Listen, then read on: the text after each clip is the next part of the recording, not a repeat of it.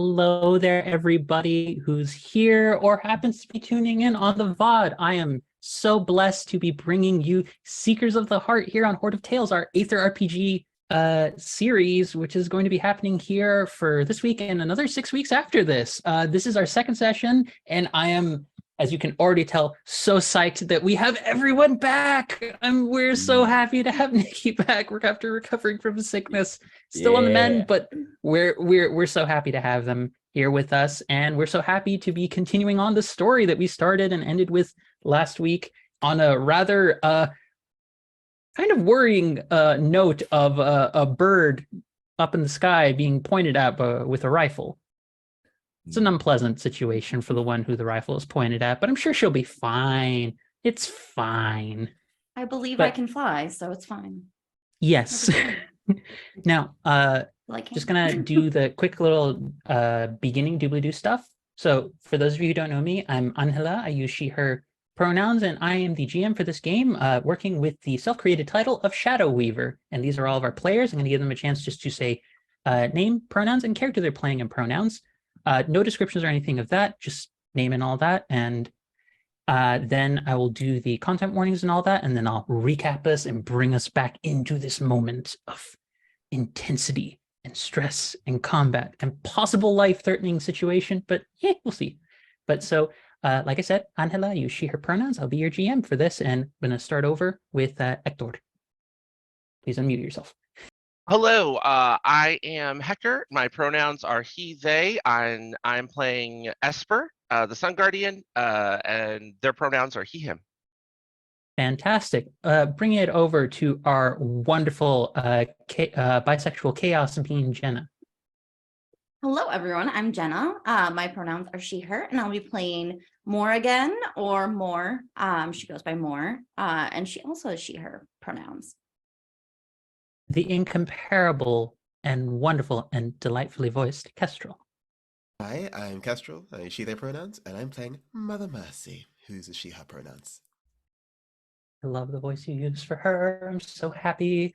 Next up, the return and both the return and the arrival of our own fantastic Nikki. Hello there, I'm Nikki. I use he, they pronouns, and I will be playing Sonorum, who uses they, them pronouns.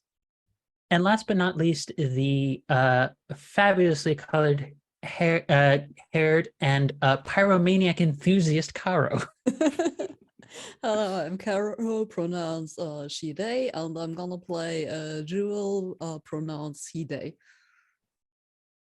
Fantastic. So I'm going to get this out of the way real quick, folks, in terms of just quick content warnings and all that. So this system does involve combat, and our players have put it in as part of the mechanics of the game to have what are called omens. So critical story progression moments that once their trackers fill up, I will initiate something that facilitates that coming in. Now, they're not all inherently bad. Some of them are actually quite positive, but the core of them is that they are meant to provide a big character shift in how they view themselves. So some of these themes can be kind of messy relationships. For those of you who were here last week and saw Alaric, Alaric is very much a mess of a character in some of the ways that like partner stuff can be kind of tricky. And Jenna and I has shared her backstory with me, and we've worked out like where we want to be that. And I will be checking in even in game, be like, can I push more? Is that okay? That will be a verbal confirmation, but in general, we are also using safety tools. And if you are made uncomfortable by mentions of things like insects, insectoids, and potentially recollections of traumatic memories, please take care of yourselves. Do not feel like you have to stick around for our sakes. Take care of yourselves first and foremost. But with all of that out of the way, let's jump back into the world of Umbra. Across multiple layers in the sprawling mountain that rises from the very depths of the earth all the way to the heavens. So many different layers exist within this place, each their own cultures, their own communities, their own sense of understanding of one another. And in our first session, we got introduced to just a little bit of how everyone kind of interacts on their home turf. before receiving a letter that called them to the very depths of the mountain known as the Hearth, where they met Camellia, the facilitator of the Umbral Light Ceremony, who I believe I described as essentially, imagine a living entity of roots, bioluminescent flowers, and a flowing dress. And if I hadn't mentioned it before, it's a big lady. I don't really do I do a variety of body shapes and all that, and I want to make that very clear. If anyone ever does fan art of this, it's a big lady. Do not make her thin, for Christ's sake. But in the midst of the ceremony in which the Heartstone, the very heart of the mountain that powers and fuels the life energy, is spread out and about, it was being actually split into smaller pieces in order to allow each of you to carry it with you for the journey. Strange creatures began emerging from out of nowhere. Someone in the garb of a pirate whose eyes were entirely gone pale white. A crystalline bear whose whole body seemed to have chunks of crystal of white just jammed into different parts of its body. A bat, a small crystal skink.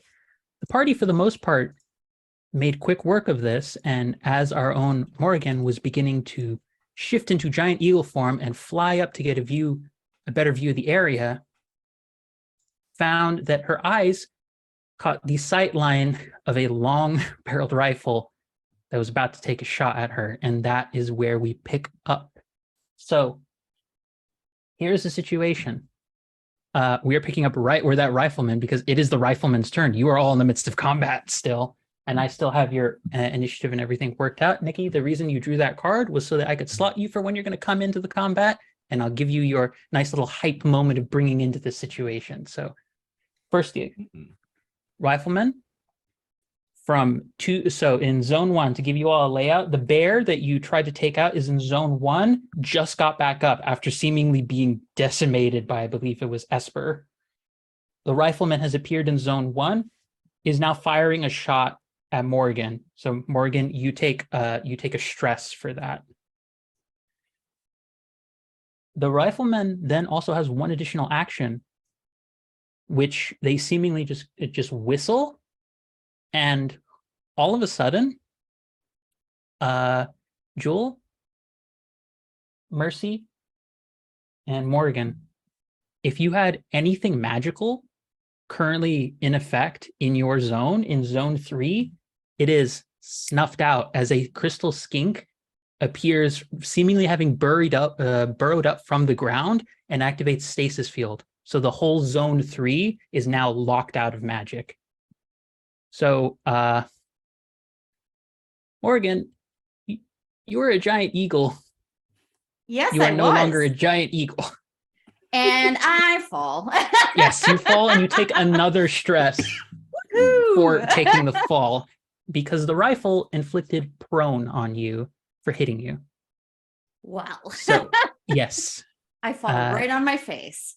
Yep. It is not the most fantastic of moments, to be honest.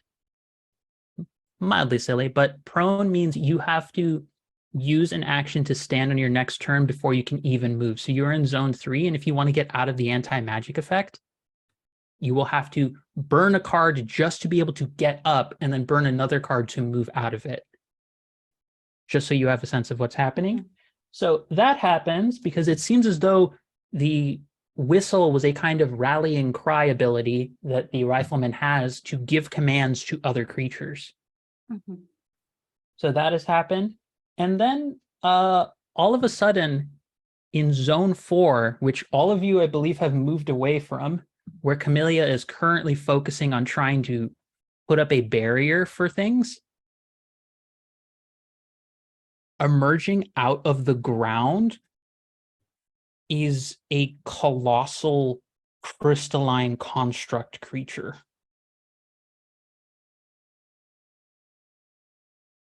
It for whatever, it has no real face, it has no real particular features to it.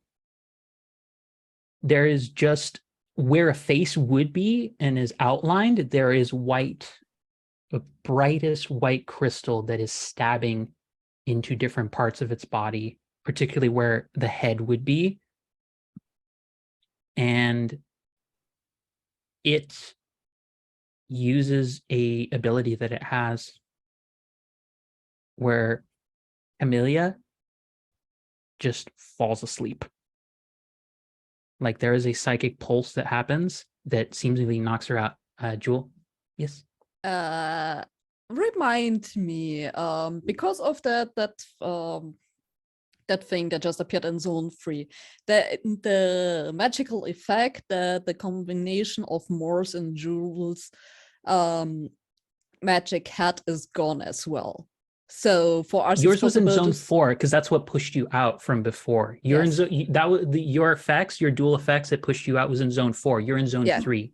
Okay, so everything in Zone 3 is gone, but this combined effect on Zone 4 is still active. Still active. Mm-hmm. It's still active. The stasis field that the little crystal skink lizard activated just locked down its current zone. It can only hit one zone at a time. But basically, the rifleman is just using it to try and lock you down and debuff you.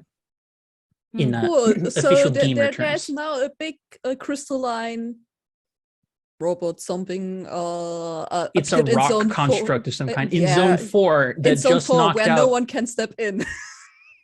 Yes, actually, it just emerged. Great game. Which actually, now that you remind me, it does that, and then it gets punted over to Zone 3 because of your effects. Because you're right, that effect was still active. I had almost forgotten about that. So right now, the person who needs to focus on the barrier is now asleep. You need to wake her up. Like, you need to get her up quickly, otherwise that barrier is not going to hold for very long.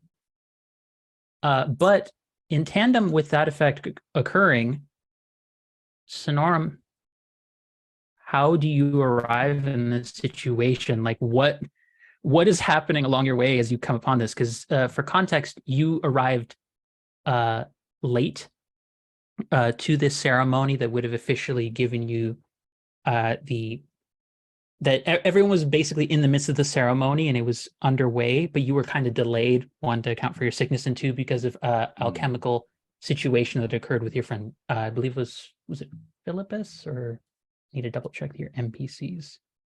It was, no, sorry, Kiev. Kiev was, your historian Kiev was talking with you and kind of delayed your travel, but because you got an ace, you're on the same initiative as the crystal construct. So what do people see as you arrive into the situation? All right, so all of you see lumbering into the scene this large boulder-like being that is like cobbled together around it with like various smaller chunks of unevenly shaped boulders that are jointless. Instead, all of these pieces sort of like float. There are like gaps in between each of the rocks to form like almost a facsimile of like a hunched over humanoid form. And each of the what would have been hands, end in like these 4 fingers that are arranged in like an X, kind of like that, and sort of like closes and opens 2 joints each, and each of the tip of those joints emerges another 2 fork-like graspers. So almost like, think of like almost like grasshopper legs at the tip where it like sort of splits, but it's like rocks. And then emerging from the lower body, there are 3 legs that also splits at the end to sort of like give a bit of cushion as it walks so that it doesn't damage the soles a bit too much. And as it lumbers forward at around like almost like 70% up the central boulder, there's another shape that would seem to be a head, but where a face would have been on a humanoid face, there is just sort of like think as if this character reached out and sort of like rubbed against the face in order to form like grooves that would be eyes and mouths, kind of like, the Kodama from Princess Mononoke, those little wood sprites, kind of like that on it. And as they lumber in, and would this be my first time noticing this crystalline creature? I would say yes. You would get the sense that this looks like someone else you've met on your home lair, Like the shape is one of various kinds of forms that the constructs and other human and other similar forms that you yourself belong to would take, but this is not the crystalline pieces embedded in their body. That is not natural. Like that coloration and the way that it's kind of, when people take in crystals in this world into their body, it's very intentional. This is like someone was stabbing them in different parts of their body with chunks of that crystal. All right. And also that also reminds me, I forgot to describe the most important part of my character, the shards, the crystals that sticks out of them, mostly along the back, these like multicolored rainbow like crystals that sticks out all over their back, along their elbows and their shoulders. And they almost form like a crystalline porcupine in certain ways with the way it just sticks out. But as it lumbers, you notice there's like one part on their back, like where a chunk is just missing. This crystal almost look like as if either it's gouged out or knocked loose or whatever. And as they approach, they had been approaching you all to try to catch up to you, you know, for the ceremony. They've been tracking all of you for a bit. But the moment they notice this crystalline being, their focus on the rest of you just fade and they turn.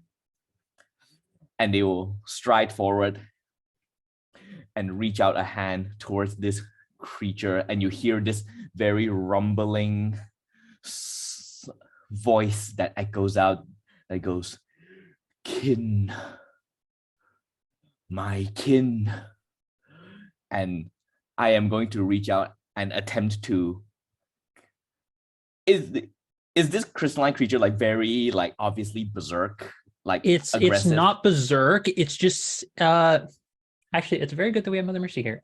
Mother Mercy's general movements kind of have a marionette moving along strings thing, but I assume Mother Mercy's is a little bit more like purposeful. Do I have that right? Like it's the movements might be jittery at times, but it's very like someone is in control. Imagine someone who was very haphazardly doing that. The body does not seem like it's moving in a way that's natural. Like it's very forced for how it's trying to do that. Error, pain, show me, I fix. Okay. You were trying to reach out to them. I believe you have like either an empath Yes. or another one of those skills. Yes, I have empathy. Okay, so what I want you to do is you draw 3 cards. That'll be, this is because we're sort of going through the basics of the system, even if you already have an understanding, going through it so everyone has a sense of it. So you draw your 3, that'll be your potential actions you can take this turn. All right. So you are attempting to use a skill check. So from your hand of 3, I want you to pick one of those that will be used to determine your tier of success on the skill check. And just to double check, the higher the number, the likelier it is to succeed, right? Yes, it's 3 tiers of potential effects that can kick in. So so normally this would be like for the purposes of inflicting stress, but stress here is more just like kind of knocking them out or leaving them incapacitated in some capacity, unless you're actively going for a kill, which can happen if you incinerate a body or if you stab it or something like that. All right.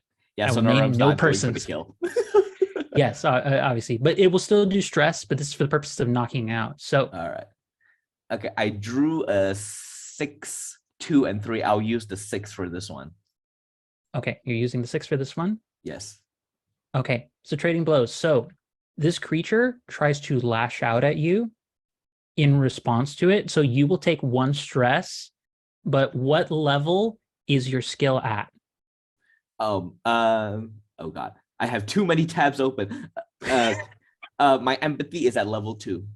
Level 2. So you will also do full stress in response. The creature, because you are trying to reach out to it, this is not kinetic-based damage. I will say this falls under the category of psychic.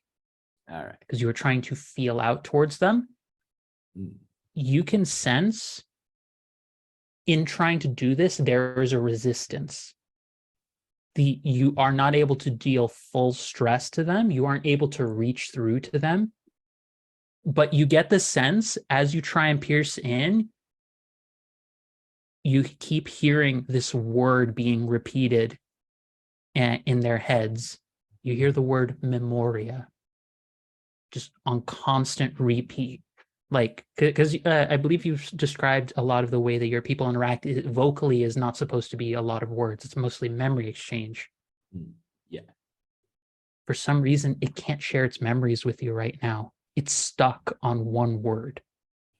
It's just trying to convey this one word desperately to you. But in the midst of doing that, it reaches back and it bops you like right in the face. Like it's like, think somewhere in the capacity of being hit by the juggernaut, somewhere around there. Oof. It's only one stress because you are a massive being who doesn't take a lot of damage. So that is one action. You have 2 more actions that you can potentially do here.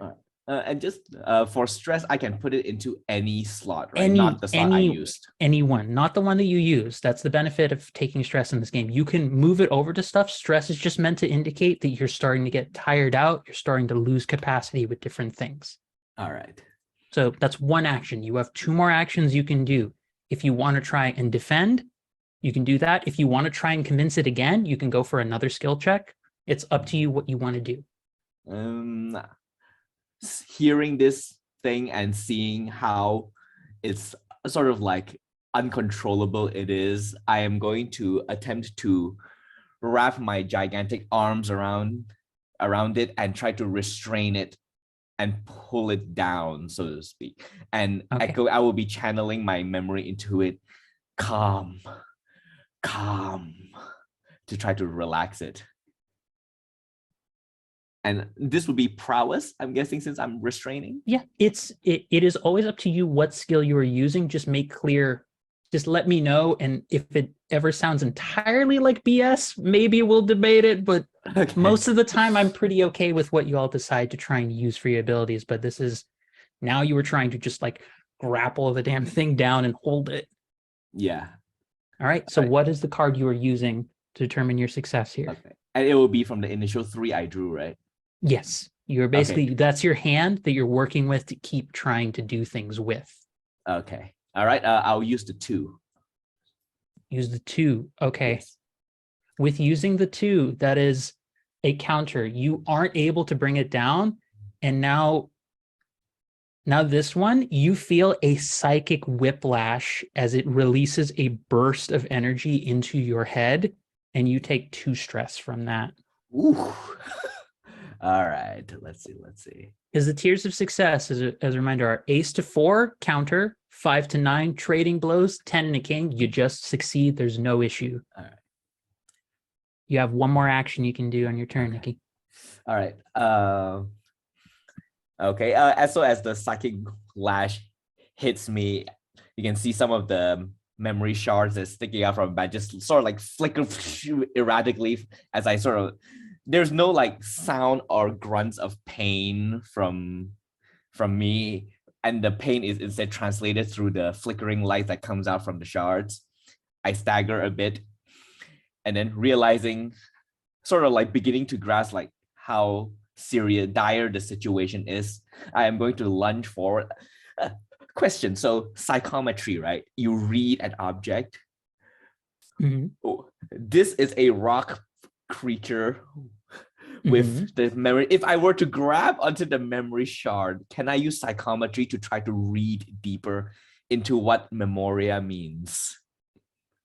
Yes. I like this thought. What is your final card? What is the tier of success you were using? Because you got 1 left. Yeah, 3. So doesn't work. You take another 2 stress in response to that. Ooh. However, you because I believe it's specified that as you're burning those. Oh no, wait, no, that's for normal skill. No, it was a skill check. Yeah, you gained 2 potential from those 2 failures. All right. Here's the thing.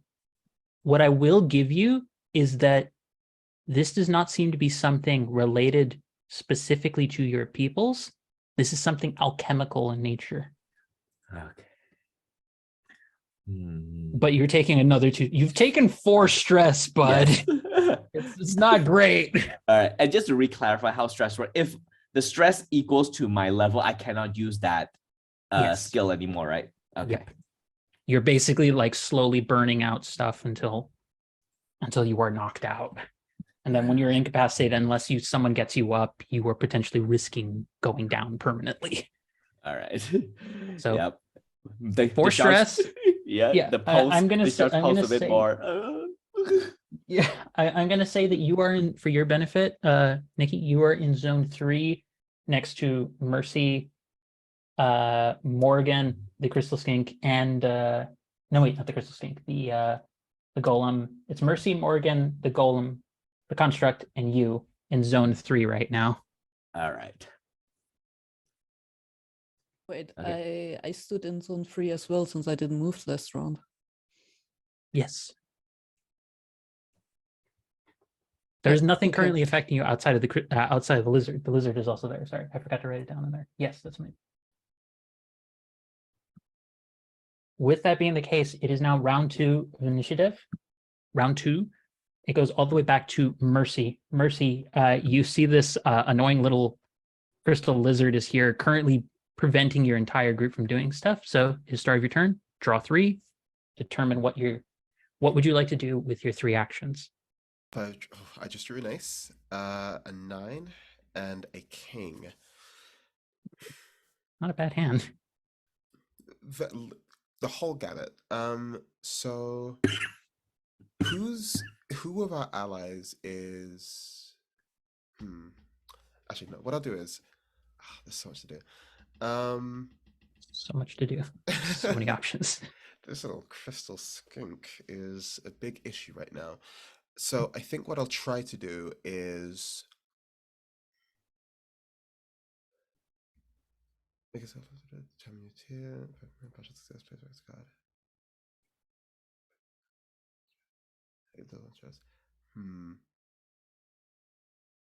I'll use my 9 to use my dueling skill, which only has a level of 1.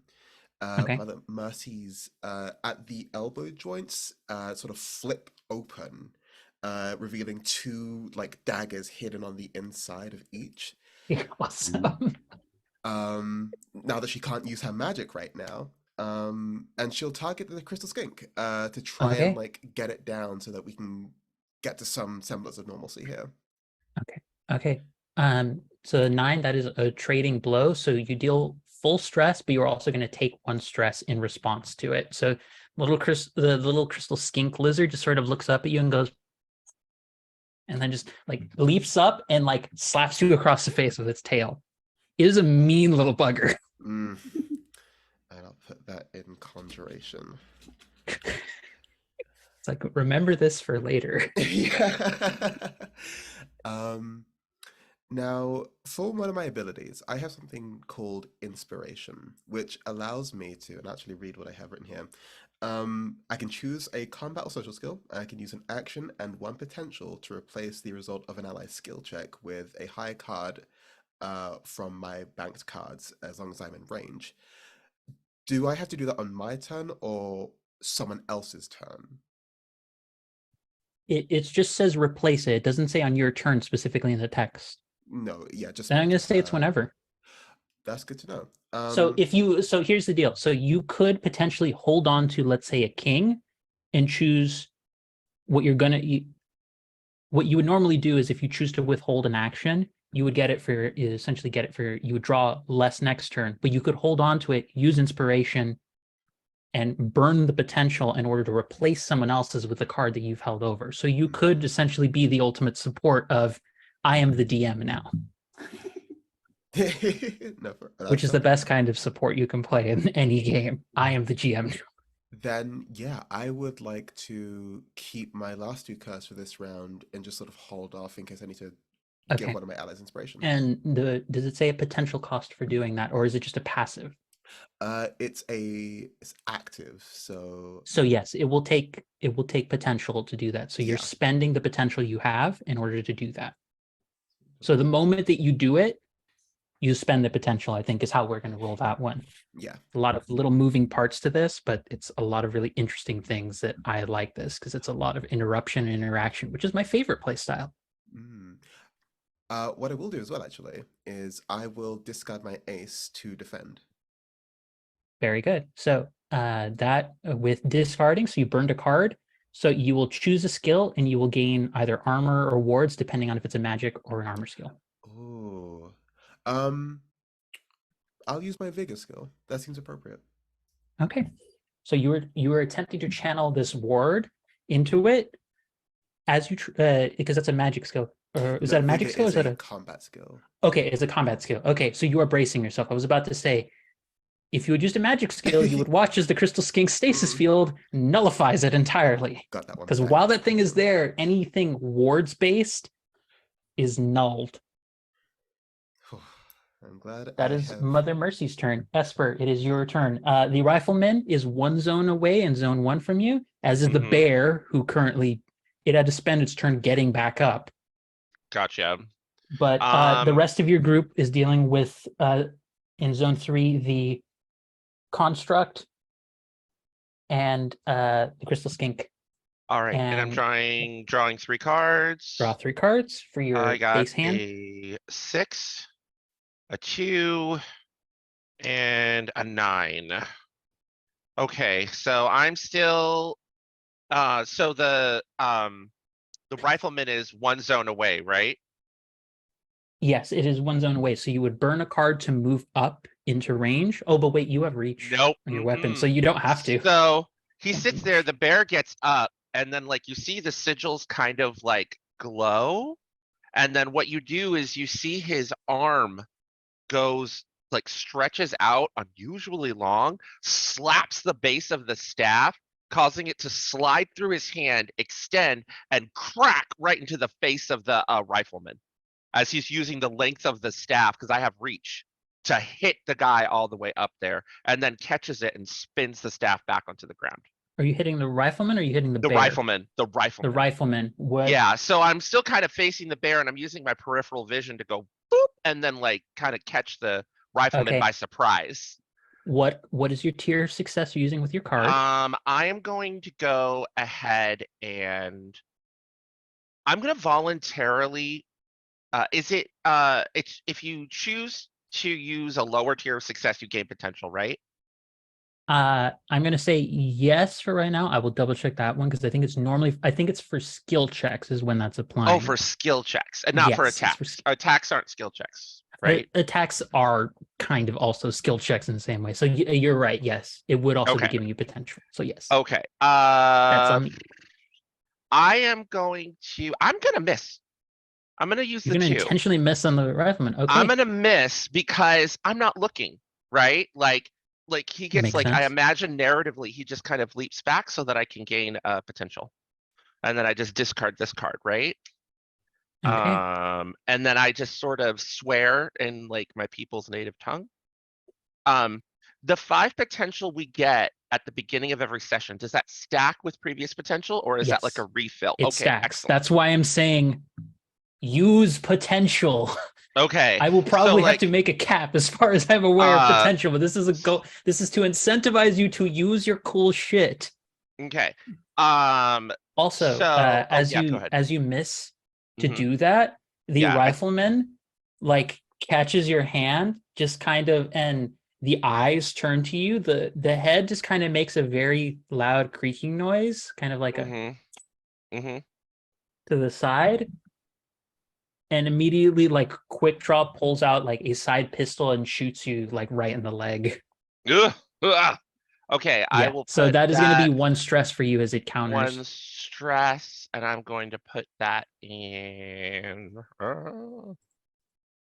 It's so interesting. I'm still getting used to this. Like damage goes to my skills thing. I'll put that on my devotion.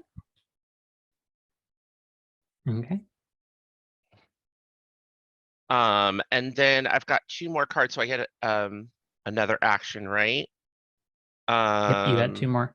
Okay, so he shoots me in the leg, and then I'm going to spin around the staff and like like keep it like on the end of the pole essentially so that it's longer, spin it around and slam it on like towards their head or midsection as like as I spend 1 potential to activate Wrath.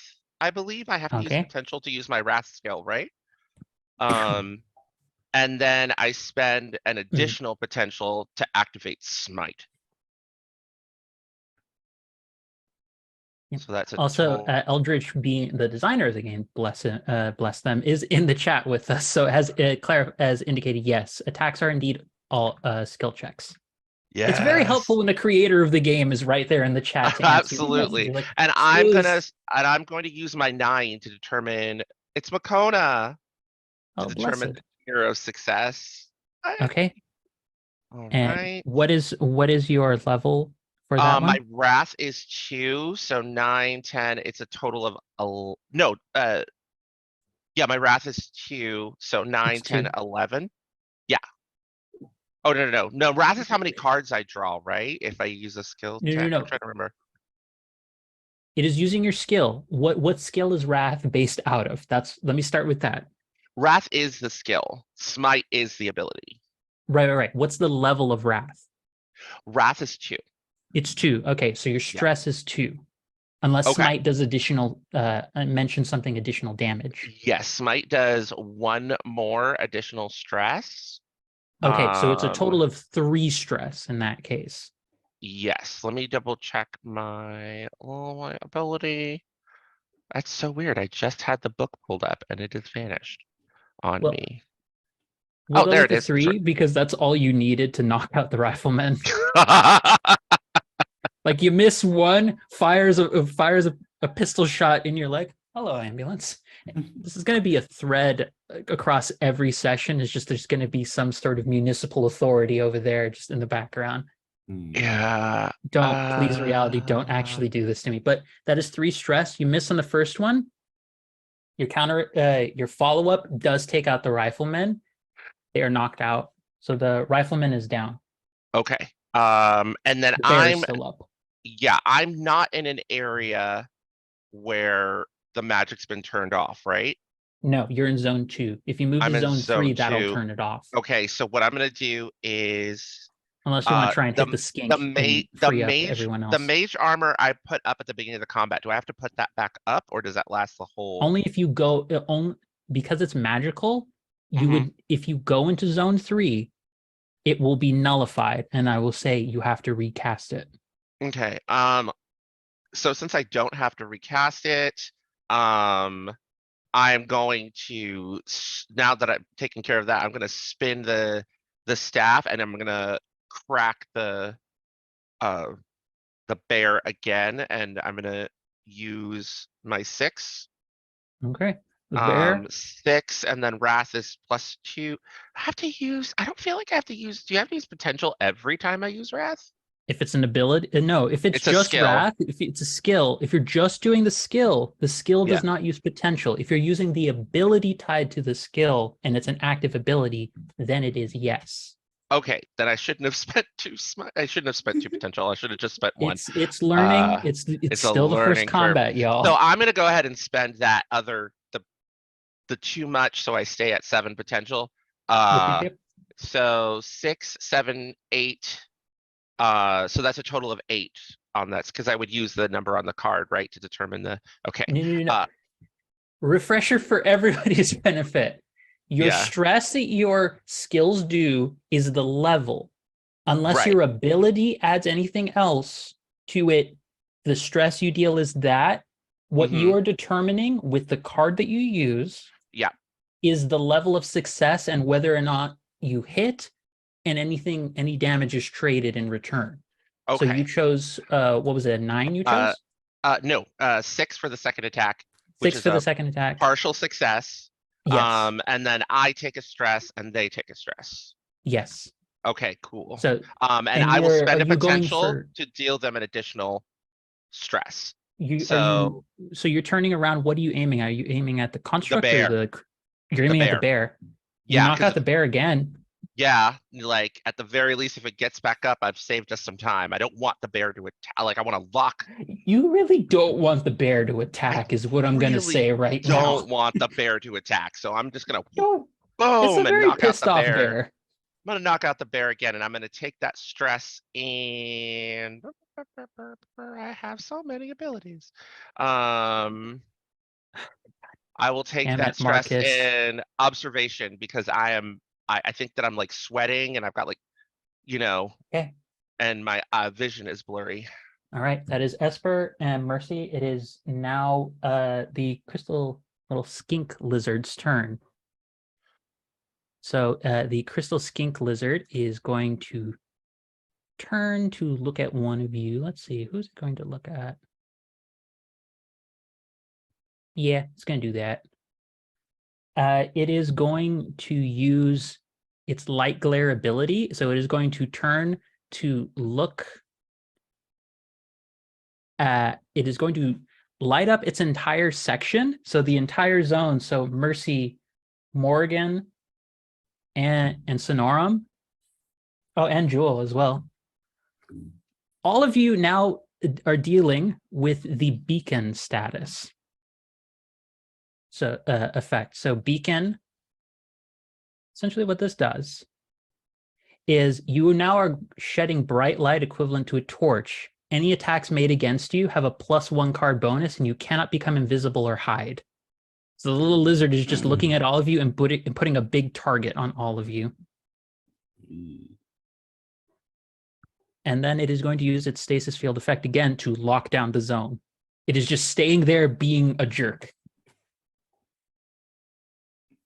But that is its turn, and now it comes to the Rifleman, Jewel, and Morgan's turn. I will let you all decide between yourselves which of you would like to take the first go. I will let players go before creatures. Aegon the Chunker is here to bestow us with blessings. He's also not letting me put him down because he's an infant child cat that demands I hold him like an infant. And he's 20 pounds, so it's not light. That's a huge cat. One clarification for me. Yes. While this skink is on that field, no magic at all can be cast in that area. Yes. Do you want me to go first? Because I'm Yes, already- please. All right. I want to go. Jules don't just need like, to I use want to set magic." things on fire, god damn it. All right. So how do I go before Jewel so that I can take care of this really like little jerk? He's just being a little jerk. So Morgan is going to crack her wrist and some claws are going to extend out. And this is an innate ability, so it's not magic. She's got, and she's going to, she wants to pick up the skink with her like clawed hand. And this is just for dramatic effect, but she wants to bite its head off. Jesus Christ. Looks tasty. Draw your 3 cards if you haven't already. Yeah, I have my. Christ. What's Ah! So I drew a king, jack, and 9. So just because I want this to be dramatic and like I'm gonna burn the king on this move to like bite the skink's head off. So wait, let me just as a quick clarification on my end, because this may be a very funny thing that's about to happen. Yeah. Are you transfiguring your mouth in order to do the bite? Or are you just straight up just biting as your teeth are right now?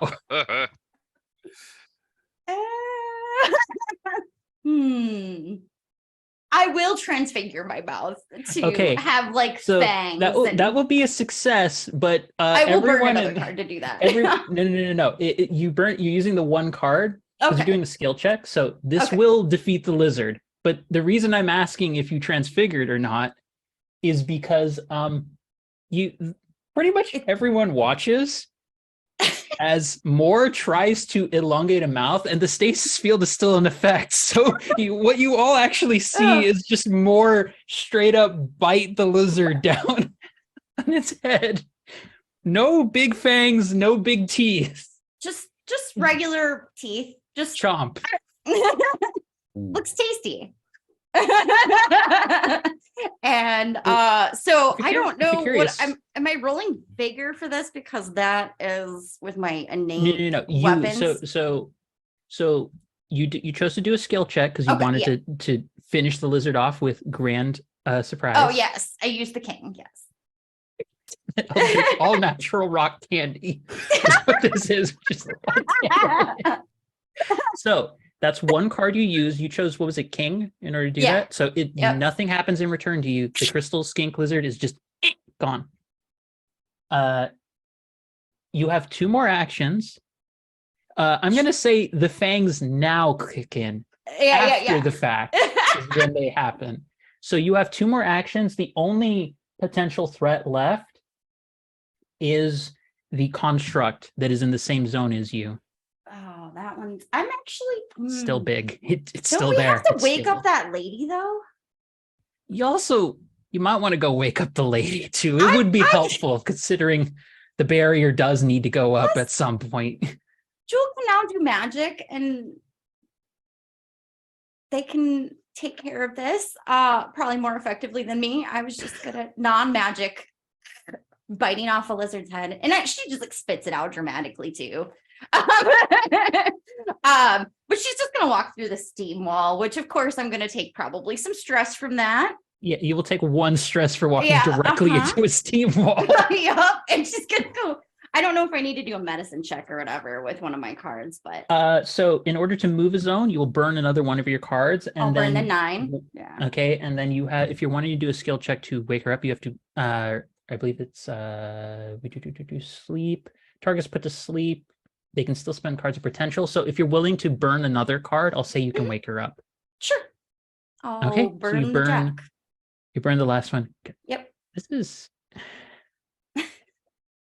Eldritch and Marcus should not be in the same chat because they're just punning off of each other repeatedly, and I don't know if I approve of this. But so you wake her up, she immediately gets back to trying to do the barrier. She looks very embarrassed that she just passed out in the middle of a conflict. Mm-hmm. But that is Morgan's turn. Mm-hmm. It is now Jules' turn. You see the bear is got back up, and you feel the fire back in your hands.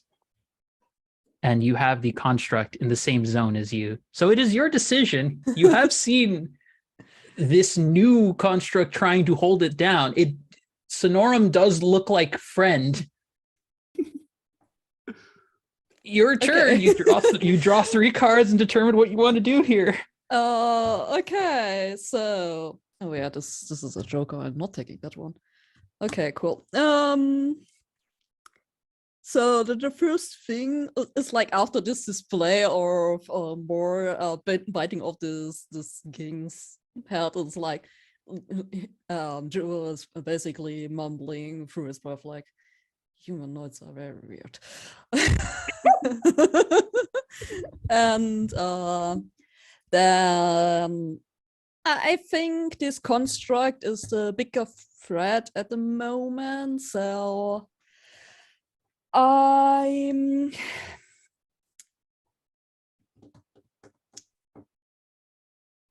will use the pyromancy skill, but I will power it up with a spell blast, and for this I will use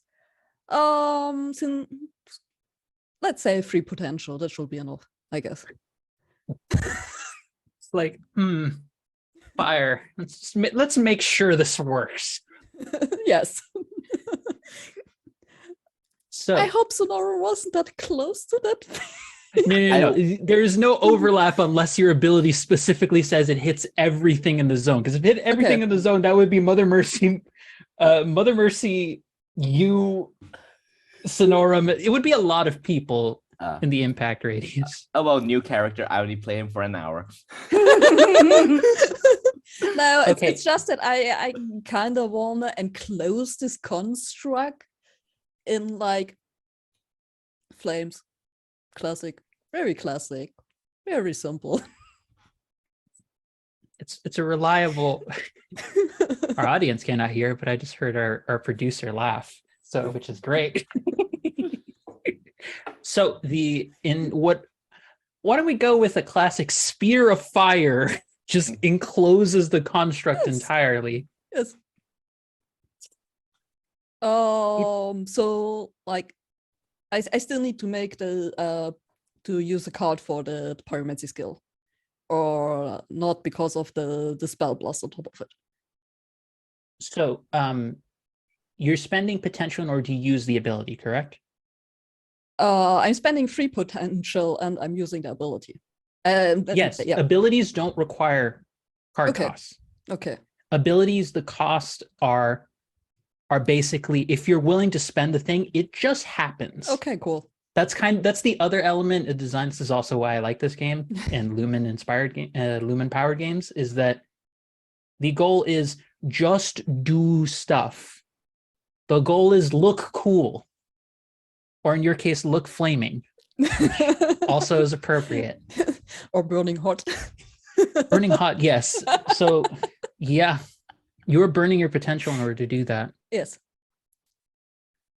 But yeah, you still have actions you can use on the bear if you want. The bear is still, it looks like it's about to get up again. That pirate was gone? The pirate got wrecked by Esper. Okay. Oh, phew. That's Esper's just over there like, it's all good, buds. It's all good. Esper just sweating and everything. Okay. This yeah, you know, since my pyromancy is at level 3 and I don't even need to move over there, I just will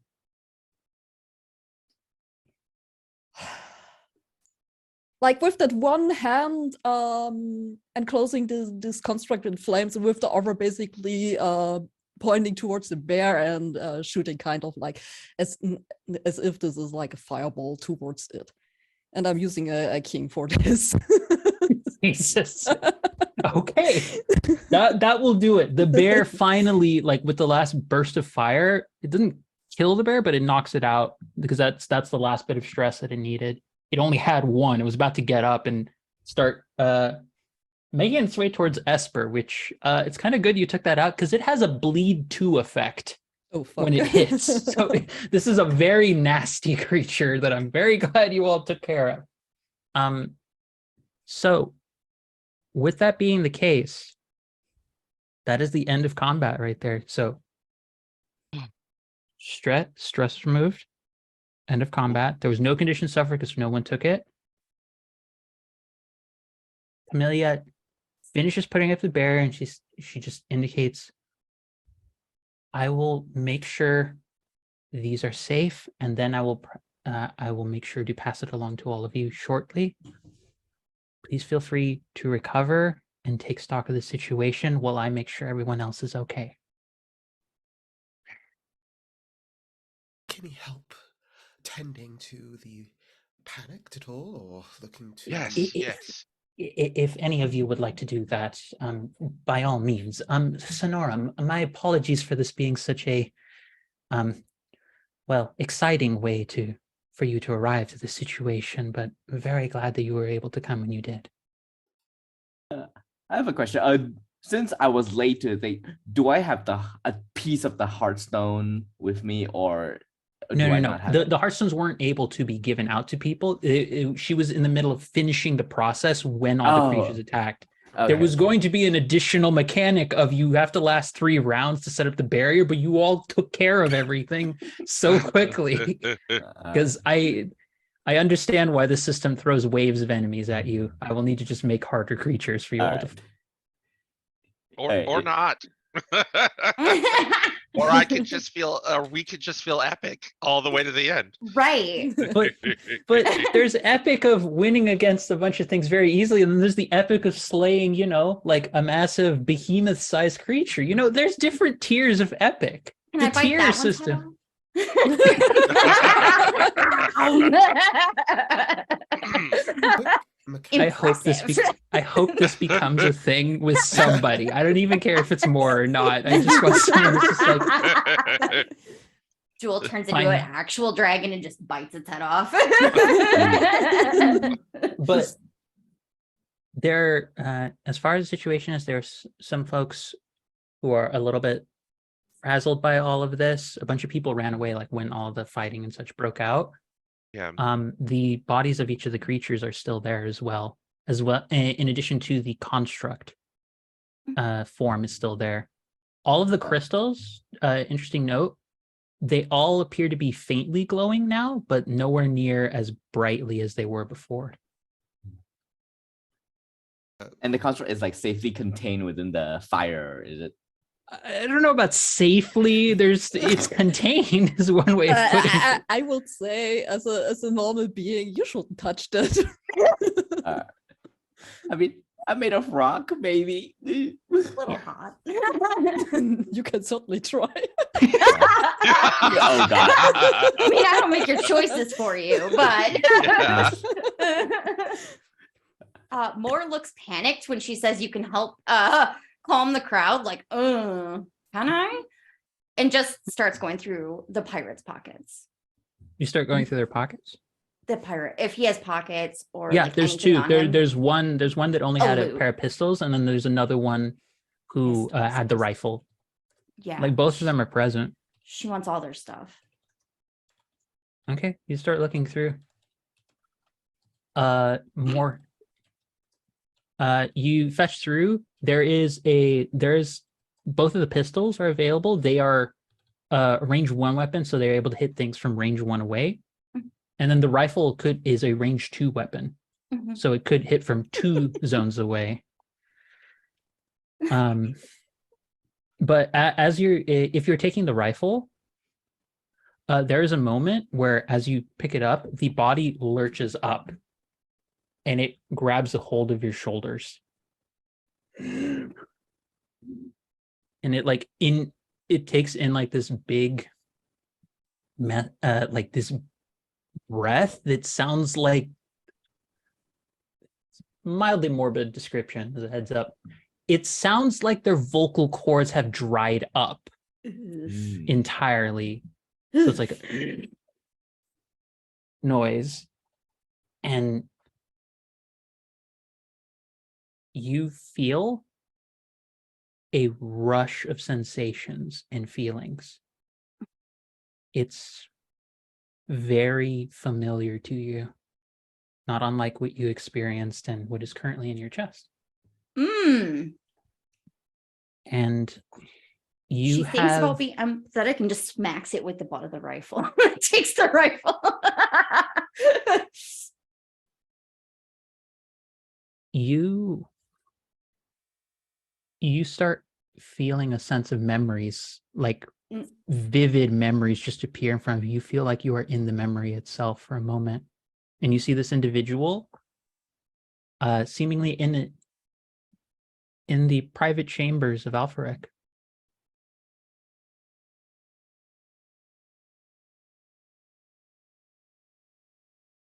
And you hear a discussion of,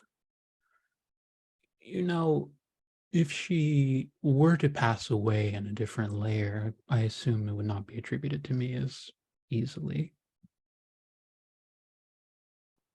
That is a possibility we could make use of.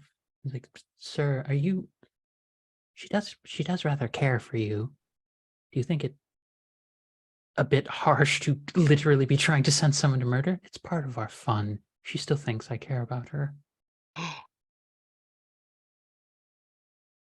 And there is a moment where behind Alaric, it's hard to make out exactly what it is. It would be like a beautiful feminine form. Think sort of the body shape of like a banshee. Beautiful white dress, fingers that look kind of long and spindly, just like draped over his shoulders. It's like, no, if you need me, To convince him, I really can, my dear. Remember, I only come to offer you change. I can give him my gift if you would like. And the person is like, wait, no. I don't think I want to be involved with this. I don't. And it's like, and you just hear Alaric just sort of you watch him turn to this person and be like, what made you think you had a choice when I called you here? And you just hear a scream as the memory just shorts out entirely.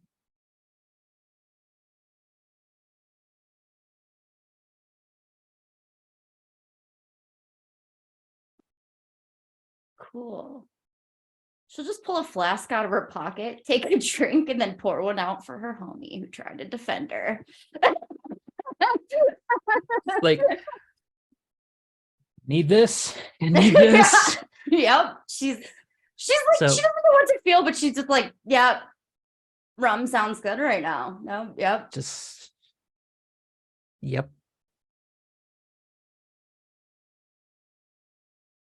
Anyone else interact with the shards or any of the other persons? I'm going to sort of slowly lumber towards the contained construct, and I will turn my grooved carved face towards how do you pronounce that name? Juvial? Just use whatever. It's not like as if this character will care that much about the pronunciation. Yeah, I turn towards Juvial and I will go hurt inside and point towards the fire, basically trying to ask if is it hurt inside the fire? Is it burning it?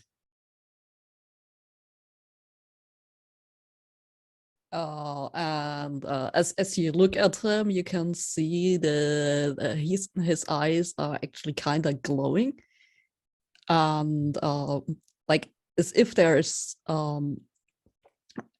as if the magic is completely fueling through his whole body in this moment while he's still concentrating on holding that fire around the construct, and you just hear like, I hope so. In corrupted, I heal. Release.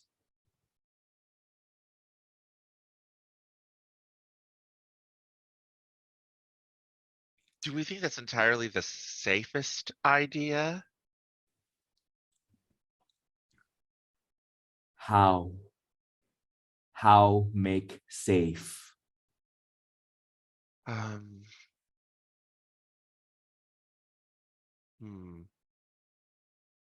Well, we could wait until everything's calm, and I would be more than happy to stand by and protect you while you attempt to heal it, but it's also Juvi's choice as to whether or not they want to drop the barrier, so I cannot speak for them. Let me check something.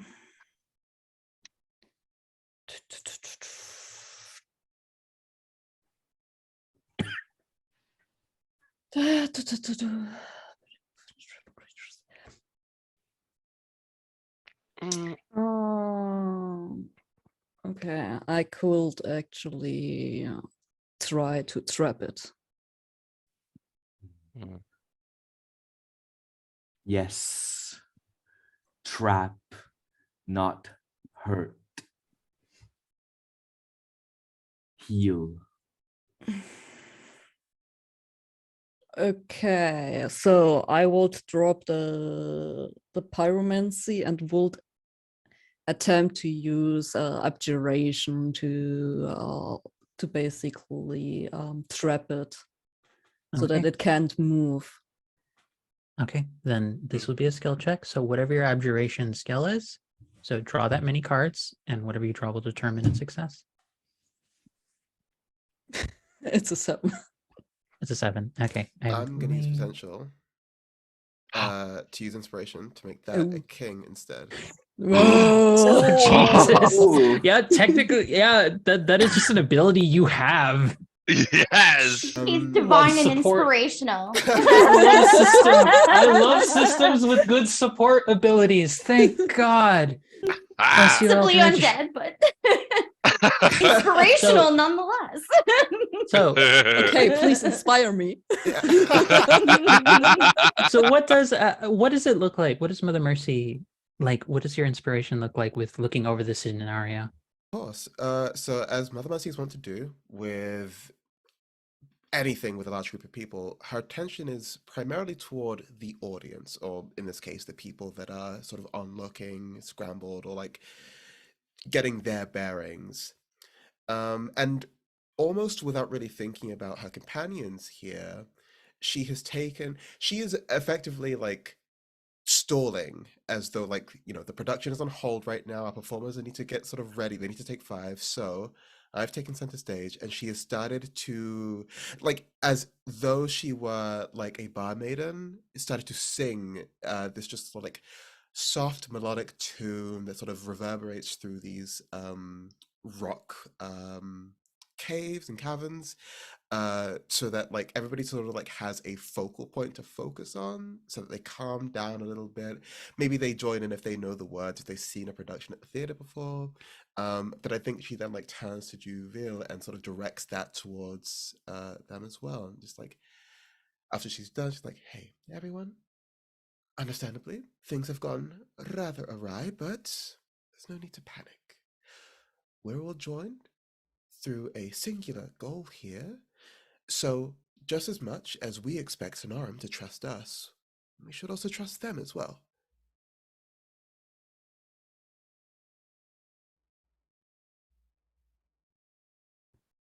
You are able to whatever calming effect Mercy has on Javelle, the abjuration encloses them. And it's permeable in the sense that like Sonorum could go through it, but if the creature were to awaken and try and break out, it can't get through it right now. So All right.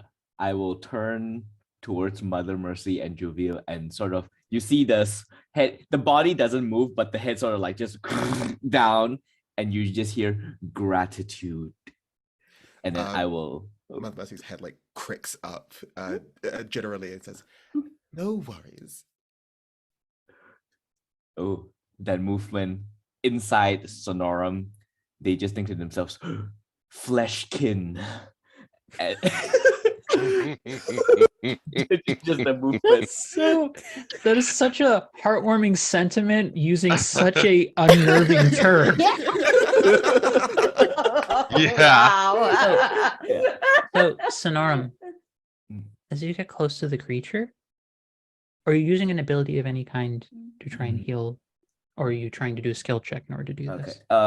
So I have recognized that the shards on this construct, it's alchemically corrupted memory Yes. shards. Yes, they're specifically, you know the name to be these shards called Memoria. You don't know what that means in this moment because in attempting to pierce through further, you got psychic feedback essentially. Okay, Just so imagine if you put something close to like a radio and you got static feedback, but you got the psychic version of that. all right, so that means I recognize from that memory that these crystals are called Memoria. Yes, you do know that that's a term. You don't know why it feels familiar yet, but maybe if you hear a little bit deeper, you might be able to get a sense of what's happening or why. I will lumber into the abjuration circle slowly.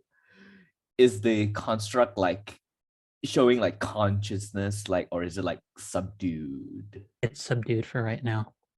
This is just a matter of like, what are you doing? I'm going to go inside and sort of like crouch down in front and observe. And I will use my observations. Oh, wait. I actually gotta look at my actives. as a note, everyone, we are going to go on a break after All this right. little tiny Okay. bit is Mhm. resolved. Mhm. Because I feel like All this right. is going to be a good spot to Okay. take us on break. All right. But Yeah.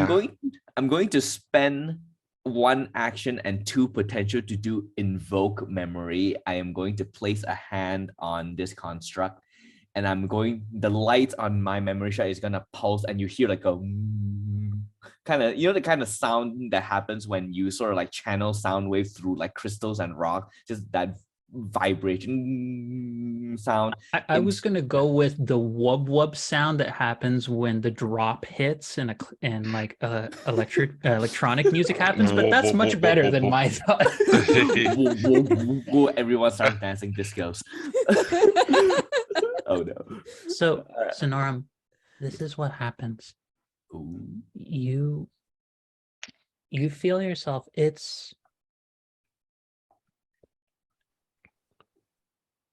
your hand like goes to them and you cause the memory to try and invoke something from them. And you feel as though your whole form, your consciousness melds into the earth for a moment. And there's a rush of feelings and emotions that overwhelm you. You see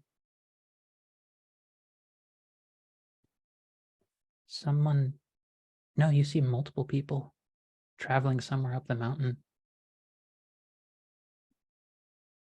You see what appears to be someone with like a lion-like face, kind of deep, almost brown-orange fur, but kind of black-brown hair. You see a mechanical construct. The face is kind of deep black and kind of almost electronic sort of bits leaching into it. You see another woman, feminine form, looks almost Triton-esque, kind of blue, pale, grayish kind of skin. Then you see another woman, or someone of like a feminine form, deep brown skin, kind of blue hair, and a big, almost kind of like pirate hat. All of them seem to be traveling somewhere. And you see an additional member, someone who looks remarkably like Esper, but much older. And you hear like these scraps of conversations like, no, we need to dispose of it, we need to get rid of it, this is terrible to even have anyone near it. And you get this sense of a rush of memories that indicate Memoria is connected as a component to curse making, specifically to 2 potential routes with it. One is it locks a given form into a new body and it cannot be removed from that form. And secondly, it facilitates a process known as shattering that essentially beings here die. You return to the earth. From warm earth do all souls rise, and to warm earth do all souls return. Shattering is when people lose connections to the crystal that they've made bonds with, and they just stop. Or worse yet, they become feral. They become berserk. They become something that is locked into a singular mindset and feeling, and they cannot escape it. Memoria is essentially, it's an agitator. It's an emotional agitator that it can either facilitate shattering or it can be used for curse making. And you get the sense that each of these beings that you've found have had a piece of Memoria forcibly stuck into them.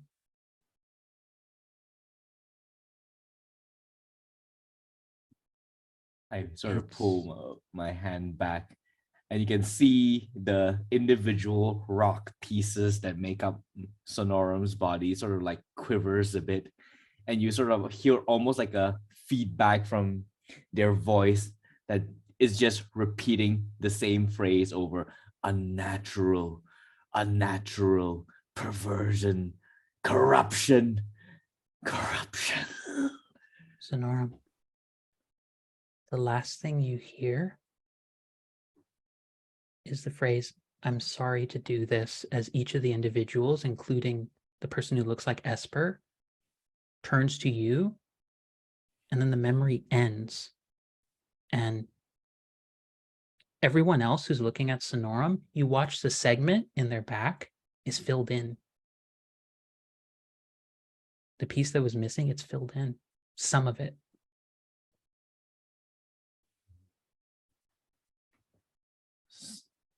And that is where we're going to take our break. So we'll be back in about 10 minutes, everybody, as any number of plot threads have just emerged all at once in about 10 minutes. So I'm going to let that ride. We're going to have our 10-minute break, and we'll see you all real soon as we get into more of this, as you get to go from a happy-go-lucky start chaos to emotional duress for everyone. See you all in about 10 minutes, everybody. All right. Hello there, everybody. Welcome back to Seekers of the Heart, an Aether RPG campaign here on Horde of Tales, where our party has just gotten through their first combat and also is in the midst of discovering some very unpleasant bits of information about one another, or at least themselves. Before I continue on with Sonorum's elements, Mother Mercy, you were going to the crowd with Esper to sort of calm down the crowd, yes? So, another use of ability, I have something called empathic wave. So I can just detect the surface level emotional state of target or a crowd in a given scene, and I can sense for how they might react to certain situations if I ask you. So big sort of like a big narrative question for the scene. How might this crowd react to me and Esper approaching them just to engage with them? Folks are on edge. However, you do have a certain level of celebrity, as we've established, by the person who literally fainted from too much gay fandom in your presence during the first session. So there is an element of, if you are the one leading between the two of you, you can definitely establish like a calm and ease to the crowd. Yeah. Mother Mercy turns to Esper and says, Esper, I've noticed that you have a certain level of insight with regards to other people. So I would like your yeah. help, if possible, to Of course, absolutely. engage the audience and help calm them down a little bit. Yeah. I have I don't know which would be more appropriate above table. I have the social ability empathy, but I also have medicine +2, so I don't know if people are like injured. So No my one character's is like no one is hurt. It no would one's be empathy, hurt. and it would be Okay, so empathy. empath. Okay. Yes. So I do have empathy of 1, because my training is very much focused on de-escalation. Yes. Like Then I that would said, work best. not a cop. Peace officer. Adding that to the bingo and card, not a cop. Not a cop. Hashtag not a cop. I'm just making it clear, Good. I know But you guys so- understand, but I want the audience to know. So skill check in that yes, case. So skill draw check. 2 because it's empathy of 2, and then Yep. pick the card that No, you no, want to one, determine. 1, 1, 1. I got Oh, it's empathy 1, of 1, 1. So haven't raised it draw yet. the 1 card. Draw the 1 card. Oh gosh, please let it be good. Oh yes, I got a 9. Oh, yeah. I love these cards. I don't think you've drawn low. You've drawn at least like a 10 or a face drew an- card both of these sessions. Yeah, but I drew an Absurd. ace last session, and that was like That was rough, bud. That was rough. It was rough. It was rough. But I got a 9, and I don't think I have any like abilities that relate to this. So I'm just gonna try and aid Mother Mercy and like calming Okay. the crowd, getting things de-escalated. Okay, so you're using that card, so Mhm. you would be able to bank this card for later because that's the part of this partial success. Yep. So here's the complication that arises. So most of the folks are pretty easily able to be calmed down. However, there is one who seems, let's go with, yeah, I know exactly what it is. Think big transmask kind of dragonkin kind of vibe. So dragon humanoid of blue scales and such. Big. I'm gonna say transmask fast solely in the like they have the haircut, the short, like slightly buzzed on the sides, but up top kind of haircut. Very ambiguous gender in terms of presentation and such. But they seem to be eyeing Mother Mercy with a certain level of suspicion that you are able to pin down as maybe even going into fear. Oh. Okay. I'm gonna head over to that person and say, oh, hello, I'm very sorry about everything that happened. I know that was very scary. Is there anything I can do to help to make you feel more safe? This is what I do. I'm You're pretty you're certain that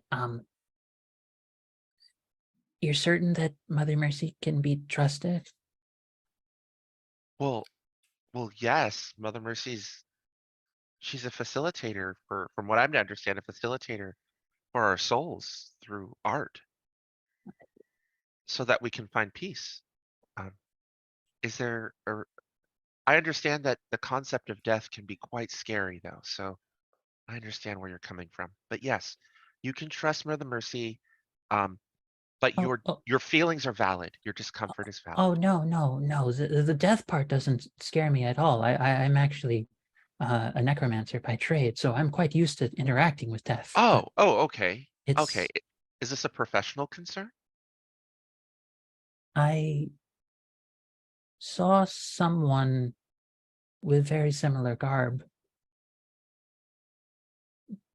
running away from the crowd before everything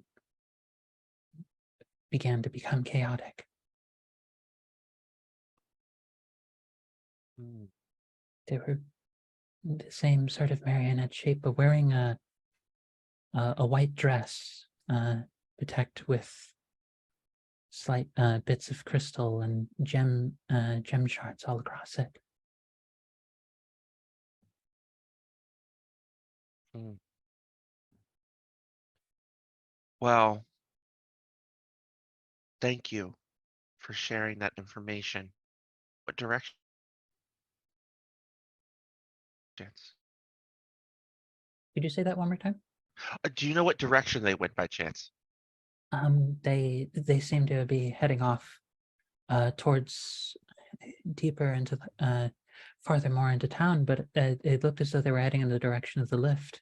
For context for everyone, movement between different layers, depending on where you're at, occurs with kind of trams. So if you've ever been skiing and know like the little platforms of like 2-3 people at a time that can go up, think like a whole tram that can move a whole set of people that are kind of suspended with like long cables to start moving people like high up into moving into the next layers. And there's usually like landing zones where folks go in order to like facilitate going to whichever layer they want.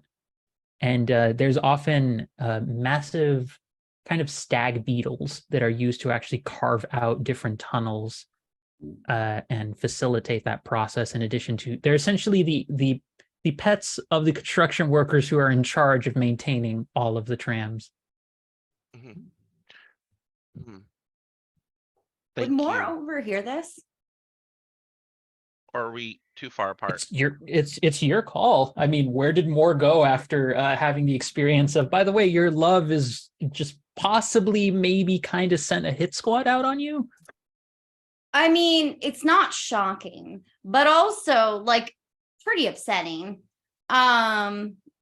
But I don't think she's gone anywhere. I think she's just like chilling and drinking. Like this seems like a time to get white girl wasted, not gonna lie.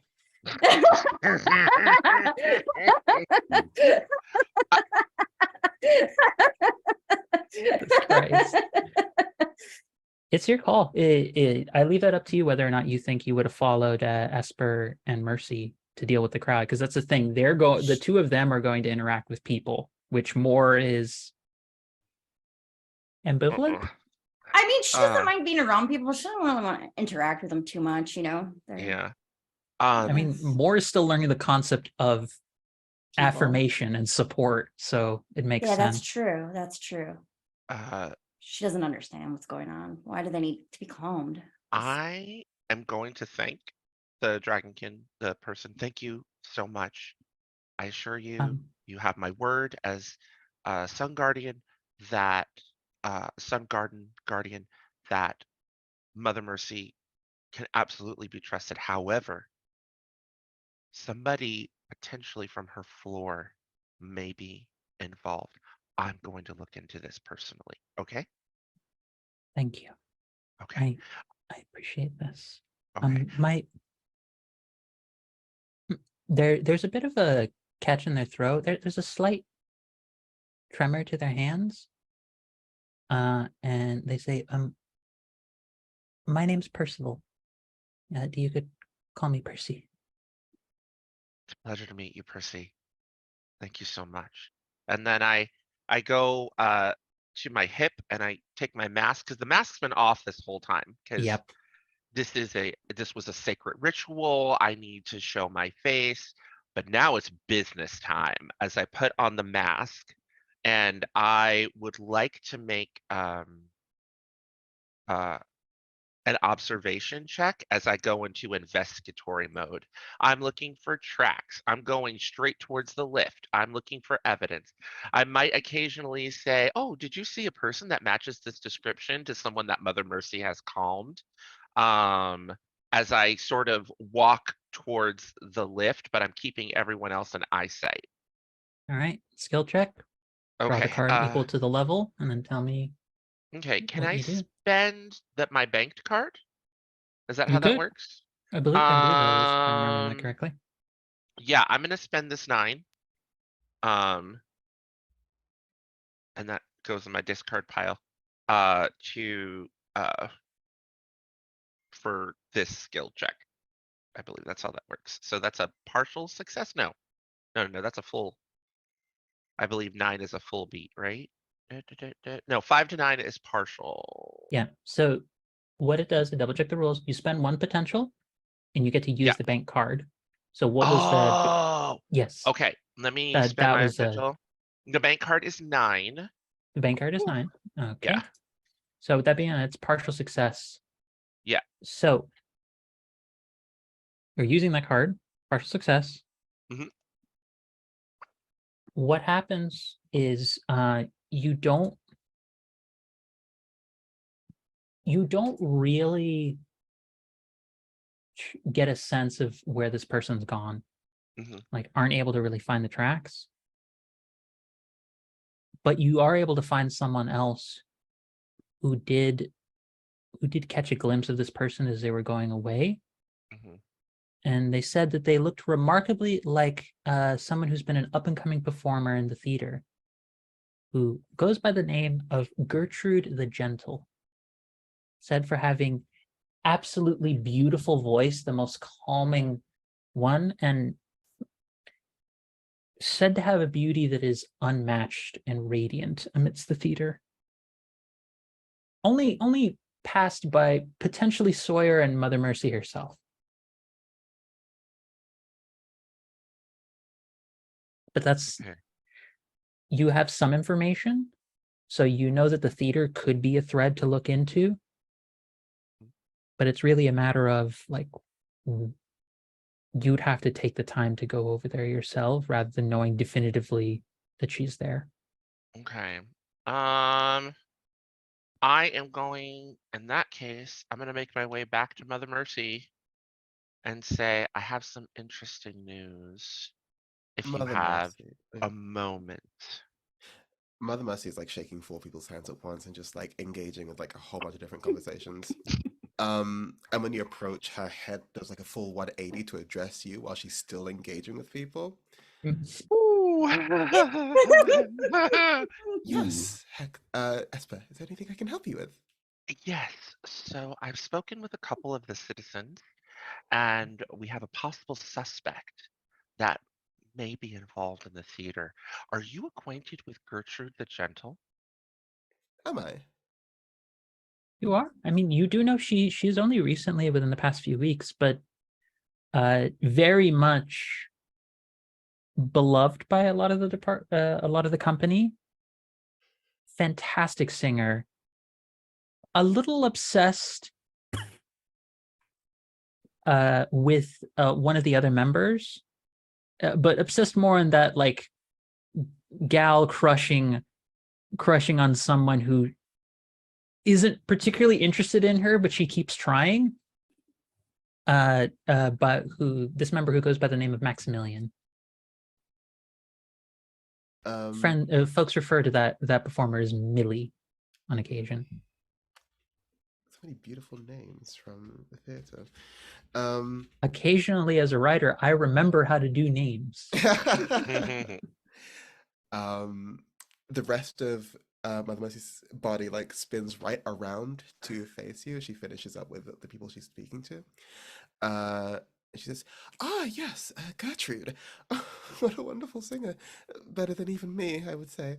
Hasn't been around in the chronic theatre for long, but is an up-and-comer, and is quite the talent. I do say so myself. Why ever do you bring them up?" She was here and fled shortly before we were attacked. Oh. So I'll be completely transparent with you because we're going to be going together on a dangerous journey. There was an individual that was a little afraid of you because your appearance is similar to Gertrude, and they were concerned that there may be some kind of conspiracy, which that I assured them that you are completely trustworthy, but this Gertrude character might be involved in a greater conspiracy. Before you left the theater, was there anyone that knew about your mission, that was opposed to the mission? Because between this person from the theater and then the pirates, which I don't want to judge Morgan, but it feels like, and then we've got the construct. It feels like almost like we're in some sort of it feels like our pasts are all coming to a head to serve as obstacles in this mission. Well,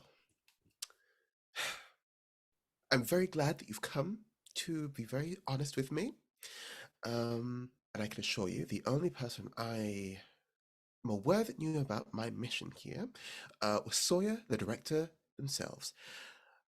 It's very possible that the information disseminated, and my wonderful co-workers wanted to see me off. But as far as I'm aware, no, it was just Sawyer and I.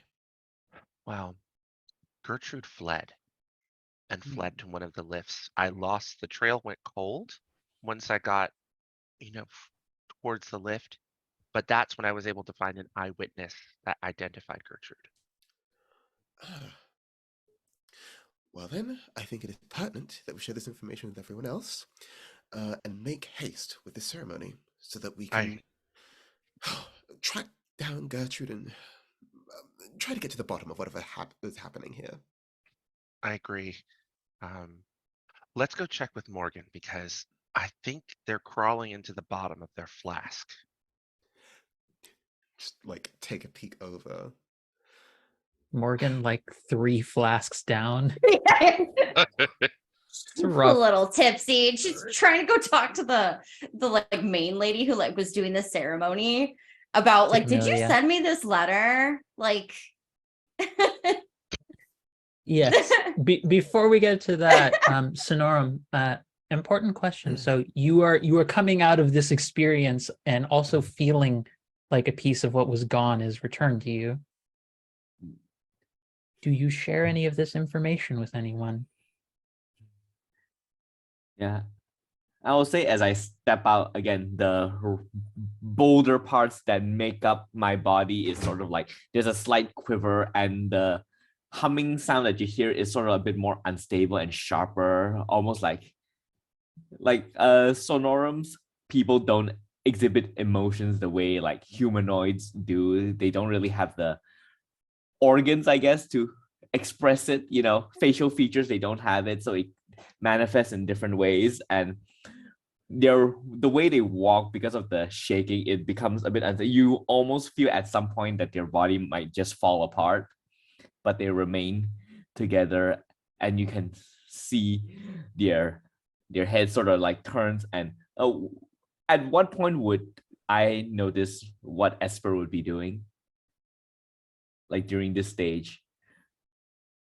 Like, Well, Esper is just coming back. Oh. The folks who are closest to you are Jewel and Moore. Moore is kind of knee deep in her cups, and Mhm. pretty much the only one who's around right before Esper and Mercy come back is Jewel. So it's a matter of if you want to share anything that you just experienced with Jewel.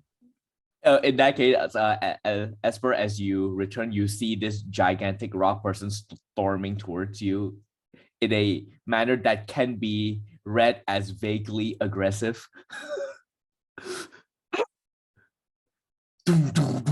Towards you.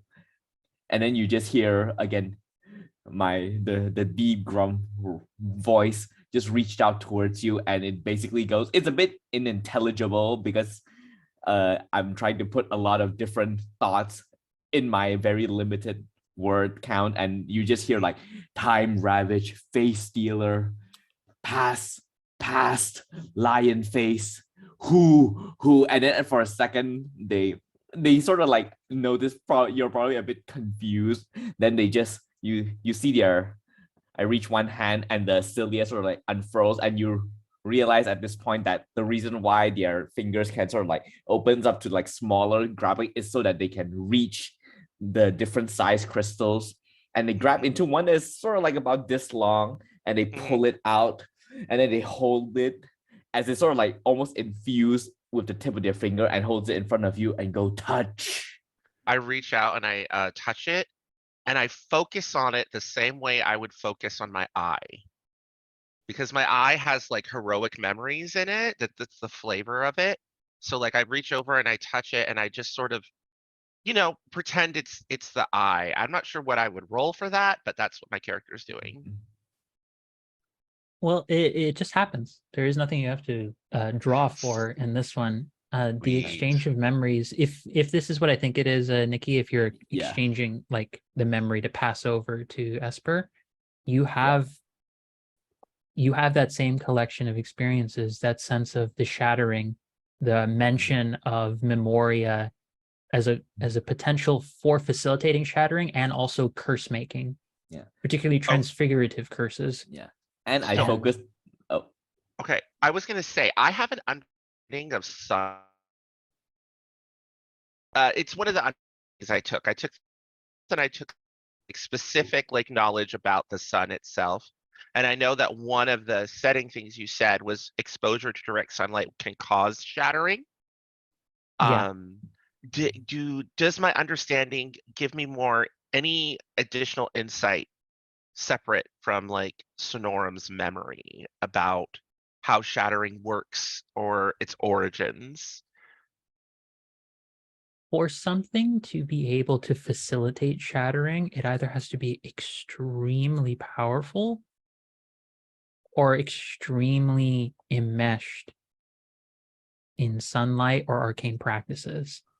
Like this is not a process that happens naturally. This is very much like the equivalent of like making plastic in terms of level of artificial. This is by no means anything natural. Like the Okay. closest a natural substance doing this is when like death happens, like sped up from essentially the burns and the scalding that would happen with like solar energy afflicting Mhm. someone.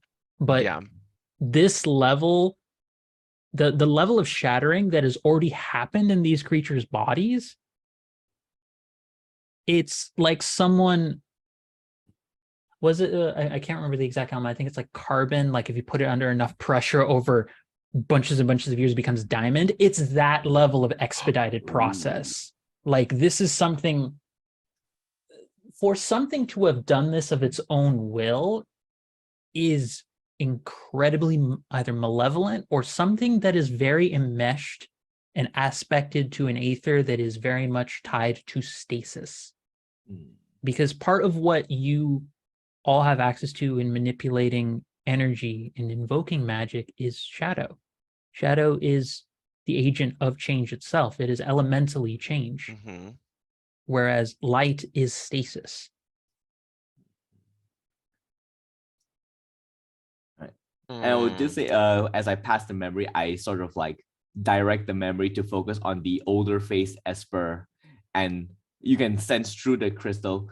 And I'm basically trying to ask you, is this you, parent, kin, whether you know who this person is? Do they have the vestments of a guardian, a sun garden guardian? Like in the memory? Yep.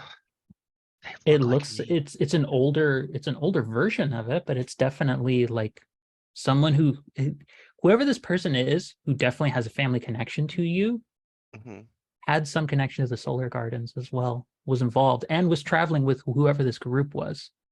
Okay. And you get the impression Sonora maybe was involved with them in some capacity. You don't know the specifics yet, because again, the memory is partial. This is not me, but it could, like, I'm sort of speaking, I'm assuming that we're like, we can converse through the memory, sharing of the memories. Yeah. Or, that is not me. That is probably someone related to me from a very long time ago. It seems like you might have known one of my ancestors, depending on how long ago this was. Those vestments are older, they're not modern. Empty. Don't remember. And I sort of retract the crystal, and I'll sort of like pass it to the others so that I can share what I saw to the others, in the hopes that maybe they will know something. I'll take a look through, but I doubt there's anything that like, well, other than like the concept of like containing something and forcing it within. Is that something that like sparks some other mercy? Wait, say that one more time. You are, I don't know if it's for anyone else, but you are coming in a little bit quieter for me right now, My Kestrel. apologies. Does this help at all? Yes, that does. Thank you so much. Perfect. So if I remember correctly, there was a part of the memory in which we saw this sort of process of containing something and forcing it within, like a soul within, like a body that was not its original form. Does that spark anything from Mother Mercy at all? Do you have any lore-related skills or anything of the sort? Not lore related. I think I have a utility skill tinkering.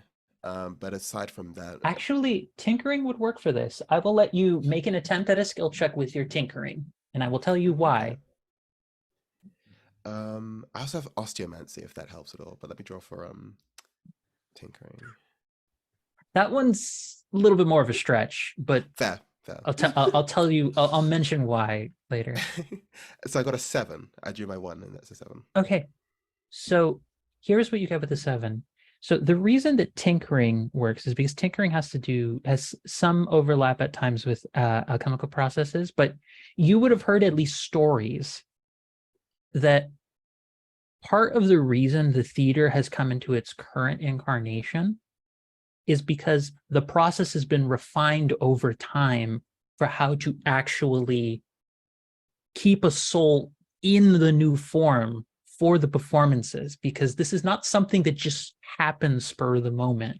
This is something that people willingly tried to create over time through various methods. You have what I'm going to essentially nick from Full Metal Alchemist, you have the, Elric sort of approach where you tried to create a construct of armor and then seat the soul in that. They found that it was too bulky and would often actually lead to distress for the soul being placed in that container. So there there is some elements where what you are seeing is maybe a much more arcane alchemical variation, but specifically for transfigurative purposes.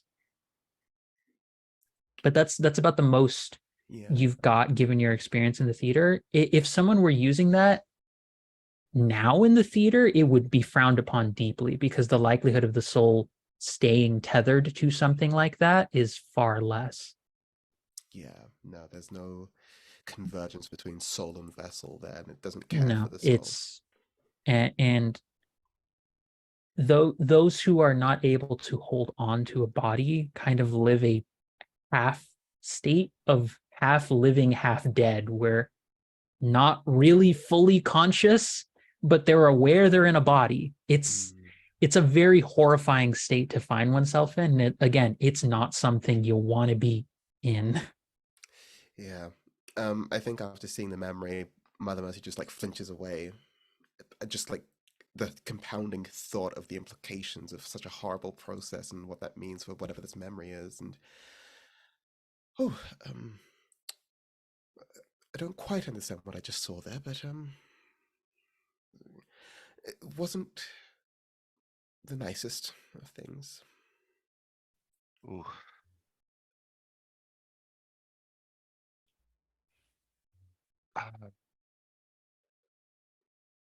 Esper's gonna stand there patiently, and he's going to wait to see. Actually, no, he's gonna say, Morgan, Juvie, I would also love to hear your insights on this as well.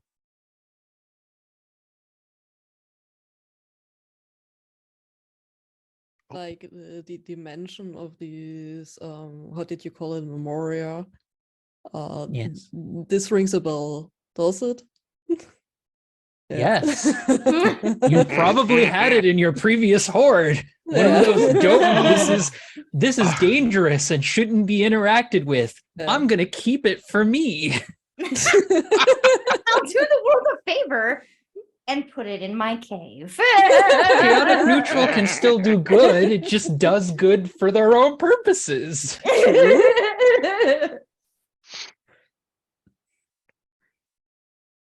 So yeah, it's like the reaction is very minimal, you will say, but there's definitely a reaction to this.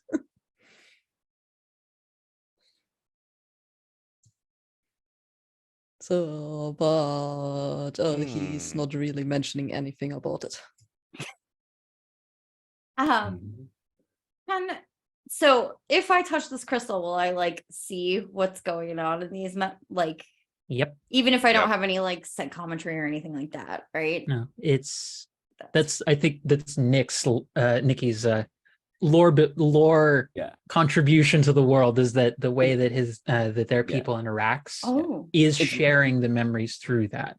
It's my way to do info dump without speaking like the ape from Planet of the Apes the entire time. Perfect. Love it. We'll just Much download this appreciated. crystal real quick into my Yep. brain and Let me get this this crystal USB drive, stick that in there real quick. Oh god, that all sucks. Yeah. Does she recognize anybody from this? I don't think there was anybody that she would recognize. I don't know who any of these people are. I mean, but like, I'm pretty sure that somebody I know sent the pirate guys after us. Oh no. Do you by chance, so there's a and then I just give like a bullet point like recap of what I found, what I discovered. Mother Mercy, I'm assuming she'll probably pipe up too to fill in the blanks Share what I know about Gertrude, yeah. Gertrude, and we're just gonna like, all cards on the table. The apocalypse is coming. There's no time to keep secrets, and we're just sharing all of this news with Morgan. And I give like a nice detailed description of what Gertrude looks like, saying that they were here. Does this seem familiar to anyone Does Gertrude match the description of the woman that I saw in the vision when I grabbed the rifle? Doesn't match it, but definitely has similar vibes. Is not the exact one, but again, like Gertrude is marionette in body shape and design. What you saw looked much more spectral or dreamkin. And Oh, very, very much like think Lady Evil, Lady Galadriel, but more ghost and Yeah. much more terrifying and Yeah, like when she got angry massive- about the ring. Yeah. Yeah, basically that. Leaning to that, but more terrifying. And Yeah. also think like spindly fingers kind of thing, like draped over his shoulders. Like Uh-huh. Mhm. think the equivalent of someone having a living cloak just wrapped around them and just feeding them like information. Like unpleasant as all shit. Mm-hmm. Hmm. I don't know anything about Gertrude, but there's like a banshee-like creature that may be involved in creating whatever these piratey things are. I can't speak for the other things, but you know, the things that can be traced back to me. That I seems probably like- cannot understand this, but why would they send someone to kill you or us if there is like less of a chance of returning anyway? because he thinks This it's seems fun. like a waste of resources. It does. I agree with you, Jewel, but at the same time, maybe the people that were sent to kill us are the same people that caused the first Lightbringer to disappear. But this Hearthstone is essential to this mountain. Wouldn't that Yes. cause the death of them as well? Not to somebody who wishes to see our world end. I don't see this very often, but in my times as a community protector, sometimes people go through so much pain and so much darkness that they feel ceasing to exist is a better alternative than continuing the cycle. And that might be what we're dealing with. I don't really know how to fight that directly. I don't even know if they're all connect. Like maybe it's a coincidence. Maybe I don't know. He just likes to sometimes send people to try to kill me. Thinks it's fun. I don't know. I mean, it's possible that this person is being manipulated by Yes. this banshee individual who is taking what is supposed to be, well, I'm not gonna, what sounds like a little bit of a messy romance, perhaps, or a messy is twist to her. Maybe. Mother Mercy, what do you think? As Esper and Mora are having this conversation, Mother Mercy's attention is directed towards Camellia to see what part, like how the process of like tending to the Heartstone is going. While you've all had the conversation, she has had enough time to finish essentially the ritual she has been working on. And essentially you watch as the central stone it is broken apart, but very cleanly into 5 pieces. And you see as there is, if you were seeing like lines of roots just spreading out from all of it that were glowing brightly while the stone was there, some of the lines begin to immediately dim, and you see it's almost like an instant effect of rot, but you watch as she's like raised her hands and cast up like a barrier around it that is holding back that kind of rot effect. Well, that should hold us until hopefully you're able to return. Oh, wonderful. Did you say something, Esper? Oh, I was just trying to get your insight on whether possibly this banshee, the spirit, is manipulating Morgan's friend, uh, compatriot, to send individuals to sabotage our mission, destroy us. You know, it feels like we may be dealing with for, oh God, what's the word that the librarians, some nihilists. Um, so, Angela, I have an understanding of undead and constructs. Would I be able to pair that with a skill check to get insight into how spirits move throughout the mountain? I like that. Yes, I will say this. I'd love to use my Soul Forge skill to get an idea of like, oh, okay, so spirits, that or empathy, whichever one works more. I think Soulforge, it's more appropriate here. Cool, And cool, I will cool. say you have a +1 card bonus because Camellia will help you. Because Wonderful. Camellia is a very experienced soul forger. Nice. Except her experience is in memory and in body manipulation, more specifically. Mm, She's less okay. attuned to making weapons and more reading the imprints of souls of different individuals, Game which recognized may game. be why Yeah, she has the information on some of you that she does. that makes sense. Um, so that two for my soul forging with the +1 means I draw 3. I drew a 2, a 7, and a 3. Um, I'll use the 7, and I'll bank a 3. Yeah. Okay.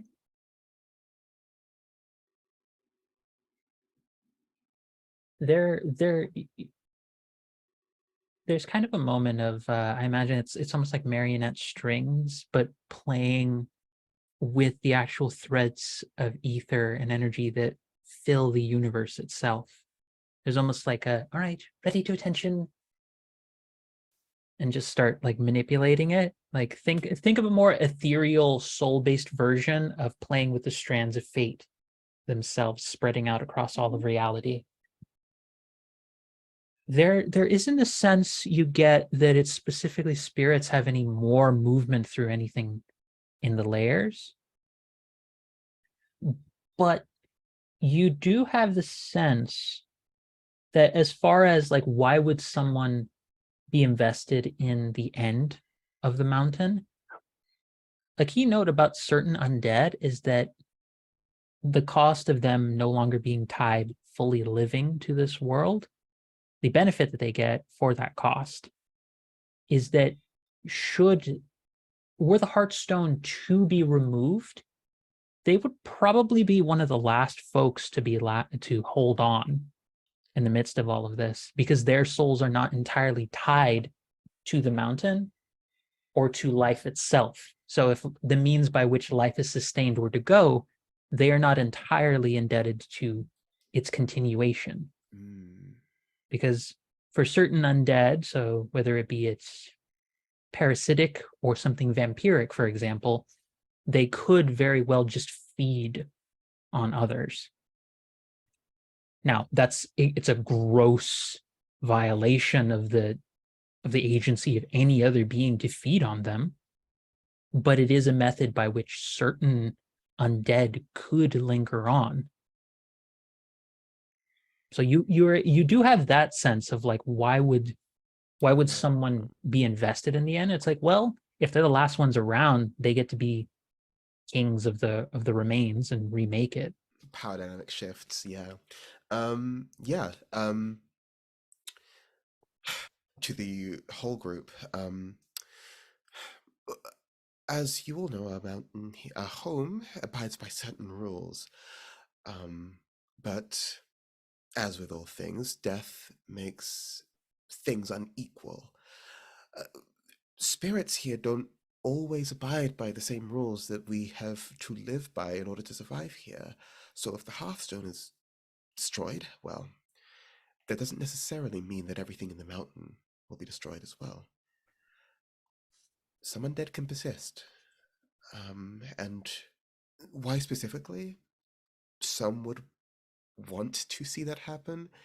Well, that could be any reason, really, but, well, some want to be the leading role when they were cast on the sidelines.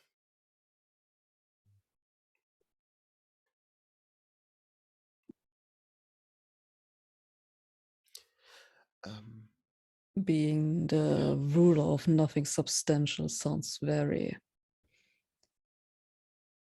stupid, to say it plainly. I agree.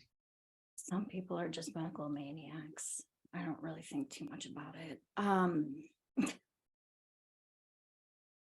Wow. Moore is very interested in talking with Camila about this letter and if she sent it and wants her to like inspect it, make sure it wasn't like tampered with or anything. As far as this moment, like you were given the Hearthstone and you were set out as you wish you would like to rest. Like Camellia offers you home space to get your thoughts together, decide where your next path is going to be, because given the information you now have about multiple different threads, there are various layers you could follow up on from this point forward. But if anyone did want to talk with Camellia in private, we could make that sort of the last bit of this session before we like close, because we're in like the last 15 minutes of our time. But more, if you did want to speak to Camellia, you could. I just want to make sure, does anyone else want to speak with Camellia regarding the contents of the letter? Not for Sonorum. No, I'm good. Yes. Jewel, Mother Mercy, and Sonorum are done. Okay, so Oh, let's do I'm it good. more and then more and Jewel in order, some more. Basically, think of the most beautiful, like Hobbit hole-esque kind of home you could imagine. Like deep, Aw. multiple rooms you Love could it. go into. Like the moment you have the thought of like, I would like a bed of this kind, the tree roots start springing up and form the materials to make a cozy bed. And you even watch as if from the ether itself, Camellia even manipulates it and creates like very nice high thread sheets and such, depending on what your level of coziness is. So you are all very comfortably given space and room. And I would imagine it's during these moments where three of you are like, I'm going to go rest, collapse, process this, and then she would be able to have time to speak with Jewel and more. So more, she is basically So setting up your room. What would you like? She hands her the letter. And did you write this letter? Yes, I did. It appears to be magically enhanced. Yes. Did you do that? Yes. Did you intend for Alark to be the one to give it to me? No, but I had the sense that regardless if he found the initial contents, he would not know these specifics. That one was, I specifically attuned to your soul. Perfect. So it's a reality then, what the letter says. This is a legitimate thing that if I do this, you can help me with my issues. I can help you with going back to being the Sandra. Whether or not that will solve your issues is something that I cannot decide. Well, it'll solve this, and it will be perfect. I hope you take no issue with my comments. I meant nothing harmful by them, merely no, that... no, it's okay. I get it.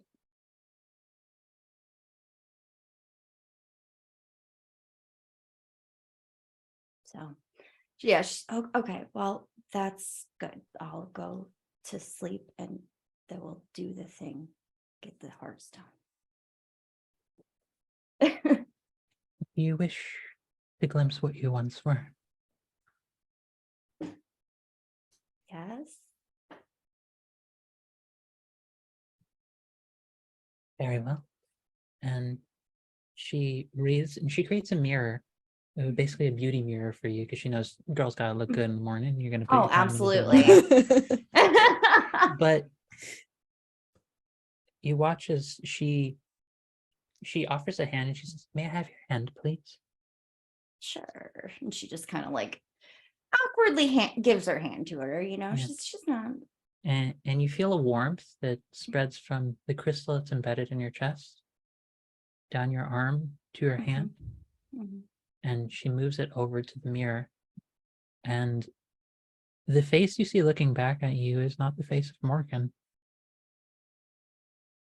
What face does Lysandra see? So Lysandra sees a woman with extremely long and like wavy, like those romantic, like big waves, just very, very pretty and flowy. And it's actually multiple colored hair. It's got some turquoise and like blues and purples, and it's very like sea themed, and she's got like a comb in the side, and it's got like pearls up and down it, and she's pretty. She's got like kind of a pale skin, but it's got almost a blue like hue to it, and like full lips and like big like aquamarine eyes, and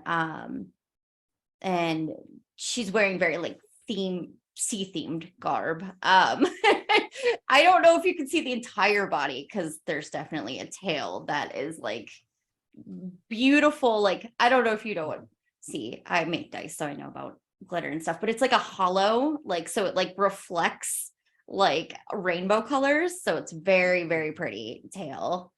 And yeah, she just kind of like puts her hand out to the mirror like longingly and like looks at it, but doesn't say anything really, just kind of stares until either she makes her leave or she No, Camellia leaves the room and departs simply with the message that it will show you only what you want most for yourself and what you wish to be for the future. If you would like, I can make a smaller version of this for you to carry with you for the future, if you would like, for your journey. I would love that. Thank you so much. Of course. She like floats, and again, it's somewhere between like the way that like, again, this is bug reference, and so like the slight unnervingness to like millipedes and how they walk across the ground, where it's like it doesn't look like it's moving that much, but it's like 1,000 feet moving at once. But imagine like tree roots sort Yeah. of just moving across the ground. But she goes to Jules' room. Do you have everything you need to feel comfortable? Looking around and slightly nodding. This will do. One question, and then he just pulls out this ladder that is already halfway crumbled, like, because he is like, this concept of putting things neatly away is like, yeah, whatever. So it's basically like putting it somehow together and putting it in some pocket and then having this crumpled piece of parchment and showing it to her. Like, how do you know? I know because I read souls. I'm always aware of the threads of those who are significant in the world. I make it a habit, given that I've overseen this ceremony quite a lot of times, to see if something terrible should happen, if a replacement should be considered. It is not a likelihood I enjoy dwelling upon, but it is one that I nevertheless must be prepared for.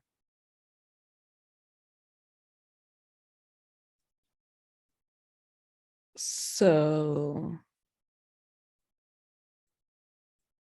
You basically, as far as I understand, looked into everyone's soul in this mountain.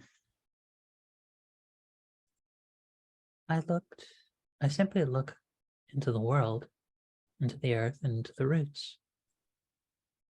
I convene, I speak, I see what the world tells me. The mountain is as alive as anything else here is. And it tells me of individuals who stand out. Pray forgive me if this in any way has felt like a violation of your privacy. I do not mean it in that way, and it is not so invasive.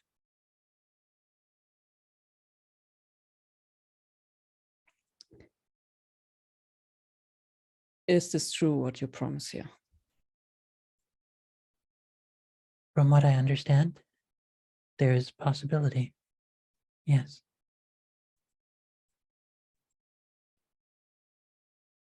I have a lore keeper by the name of Karen. Keran. Not Karen. Karen. I'm going, before any of you fuckers make that joke, because I know it. I saw the smile on at least two of your faces. What is picture image? Just, I'm gonna keep you stuck in that body for 6 seasons at this rate, Kara. It's okay for me. But Kiran is quite knowledgeable in matters of the soul and information when it comes to various practices related to transfiguration. I have no doubt that they would have the means to return you to what you once were. And all I have to do is help them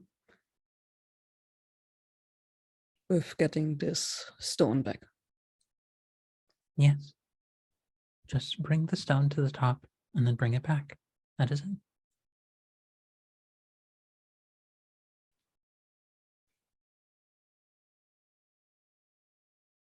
He puts the letter away, like it crumbles it back together and puts it away.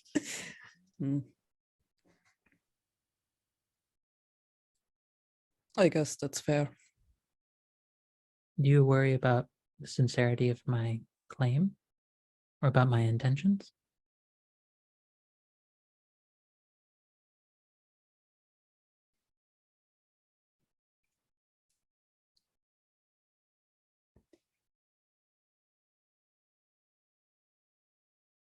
Forgive me if I'm not able to trust that easily, but there was never that much trust to be given to anyone.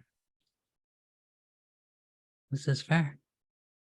Though I will say, I am also placing quite a lot of trust in you from the get-go, knowing your particular history and what greed and or ill did you cause to another that could have led you to this state of affairs. One could look at that and think there is no one of even remotely good repute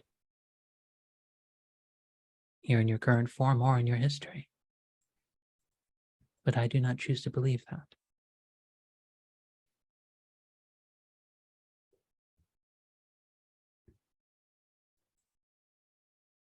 I believe that actions cause actions. So, and whatever I did was caused what others did.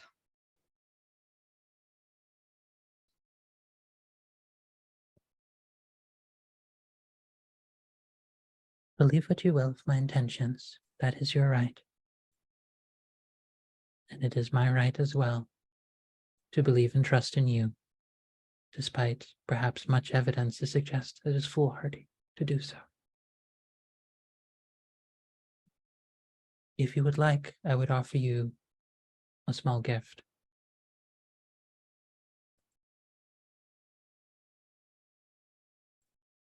And what kind of gift? If you wish to know the comfort of yourself as you wish to be, if only for an evening,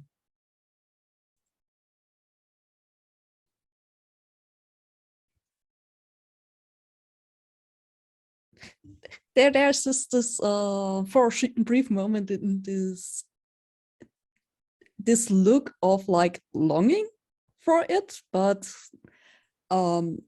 he will just decline it.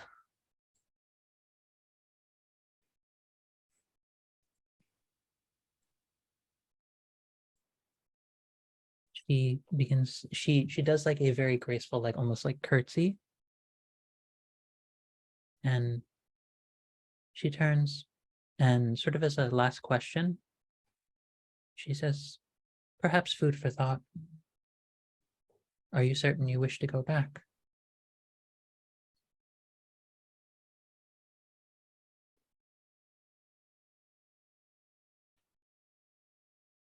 And looking to his hands, as if he tries to get a better feeling for the body that he has right now. Yes, I've never been that or felt that weak in my whole life. I want back what I had. And I'm sure you will have it one way or another. Sleep well. And that is where we will close the session for today. As we've had a lot of different threads, a lot of developments for different people, and a lot of things being broached. And we shall see where we carry on next week when we come back. So gonna let folks do their little outros, plug one thing that you are going to be in, because I've been with groups who do about like, oh, I'm on this, and this, and I'm like, no, one, let's make it easy. Thank you, folks who have tuned in. Thank you to Eldritch Crow, the creator and designer of the game, helping us in the chat and being here. It's an absolute pleasure of mine to know that the designer has been here to enjoy what we were doing in the story with their system. So I'm going to let everyone, I'm going to call on folks in a round to do their thing. My name is Angela Lemos Mogrovejo. I use she, her pronouns, and I'm the creative director of Girls Write These Worlds, where we will be releasing our zine, our second zine on the title of Legacies Fulfilled, Broken and Fulfilled on the 20th of April, which is the day after my birthday. So I'm looking forward to that. So that is me. And so starting off again, we're going to go to Hector. Hi, I am Hector Reyes. I can be found on the internet at Twitter at KGOkami, where I'm always posting different things. So you can always look onto my Twitter, click on my link tree, and you'll find me there and all my different projects. And next up, the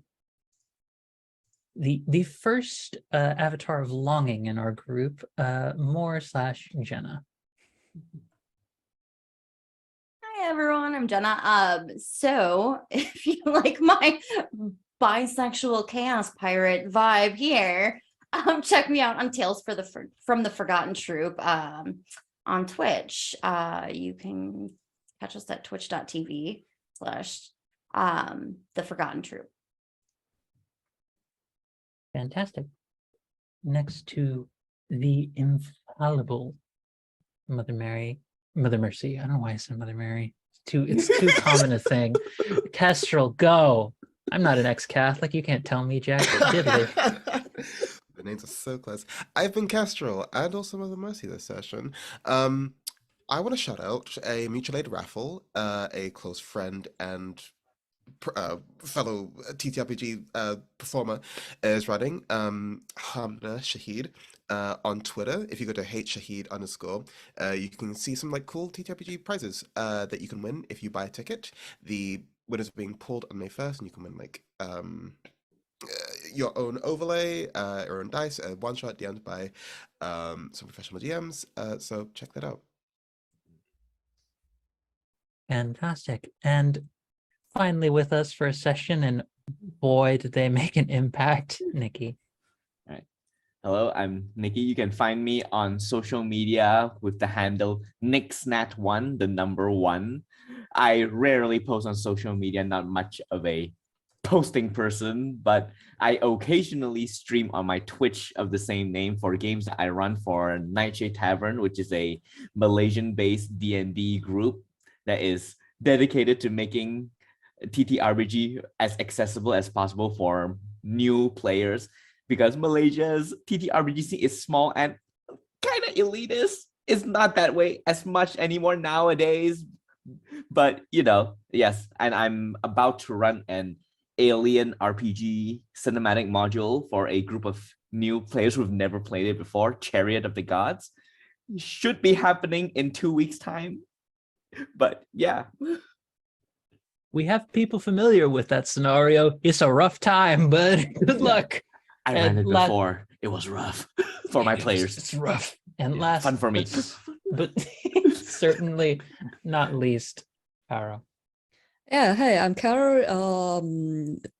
You can find me normally here on HOT because I'm one of the perma members and like founding members and all of that kind of shit. And yeah. We actually have at the moment a very special call because in June we are hosting again our yearly Women in Gaming Month. So that means we will do like a lot of games, talks, all that kind of things with women and femme representatives, trans femmes included, of course, included. So because and we are still looking for, or we just started looking for GMs. So if you have any, if you know anyone who is like, oh yeah, this person fits perfect here, and I hope Angela will throw her name in as well. So yeah, you can find more details on our Twitter. We are having the sign up form up there, and we hope to have a lot of great females this year again, because like every year it just gets better and better, and I cannot wait to see all of them. So yeah, that's the most important thing at the moment. It's very important, and as always, I'm very honored that I'm one of the first folks bring up whenever they're like, "There's a women in this event." I'm like, "Got it. Yep." 6 other people have already told me. Thanks everybody. I appreciate it. I'm gonna go hide in my corner with slight shyness and embarrassment, and then I'll come back, be a badass, and then I'll go back in the corner to hide with embarrassment. So that's me. But thank you everybody who was here, and we will see you next week as we continue on with Seekers of the Heart, an Aether RPG series here with Horde of Tales. Thank you so much for tuning in, and we'll see you soon. We're going to be rating Neon Caster. Tune in, stay with us, follow us over. Take care, folks.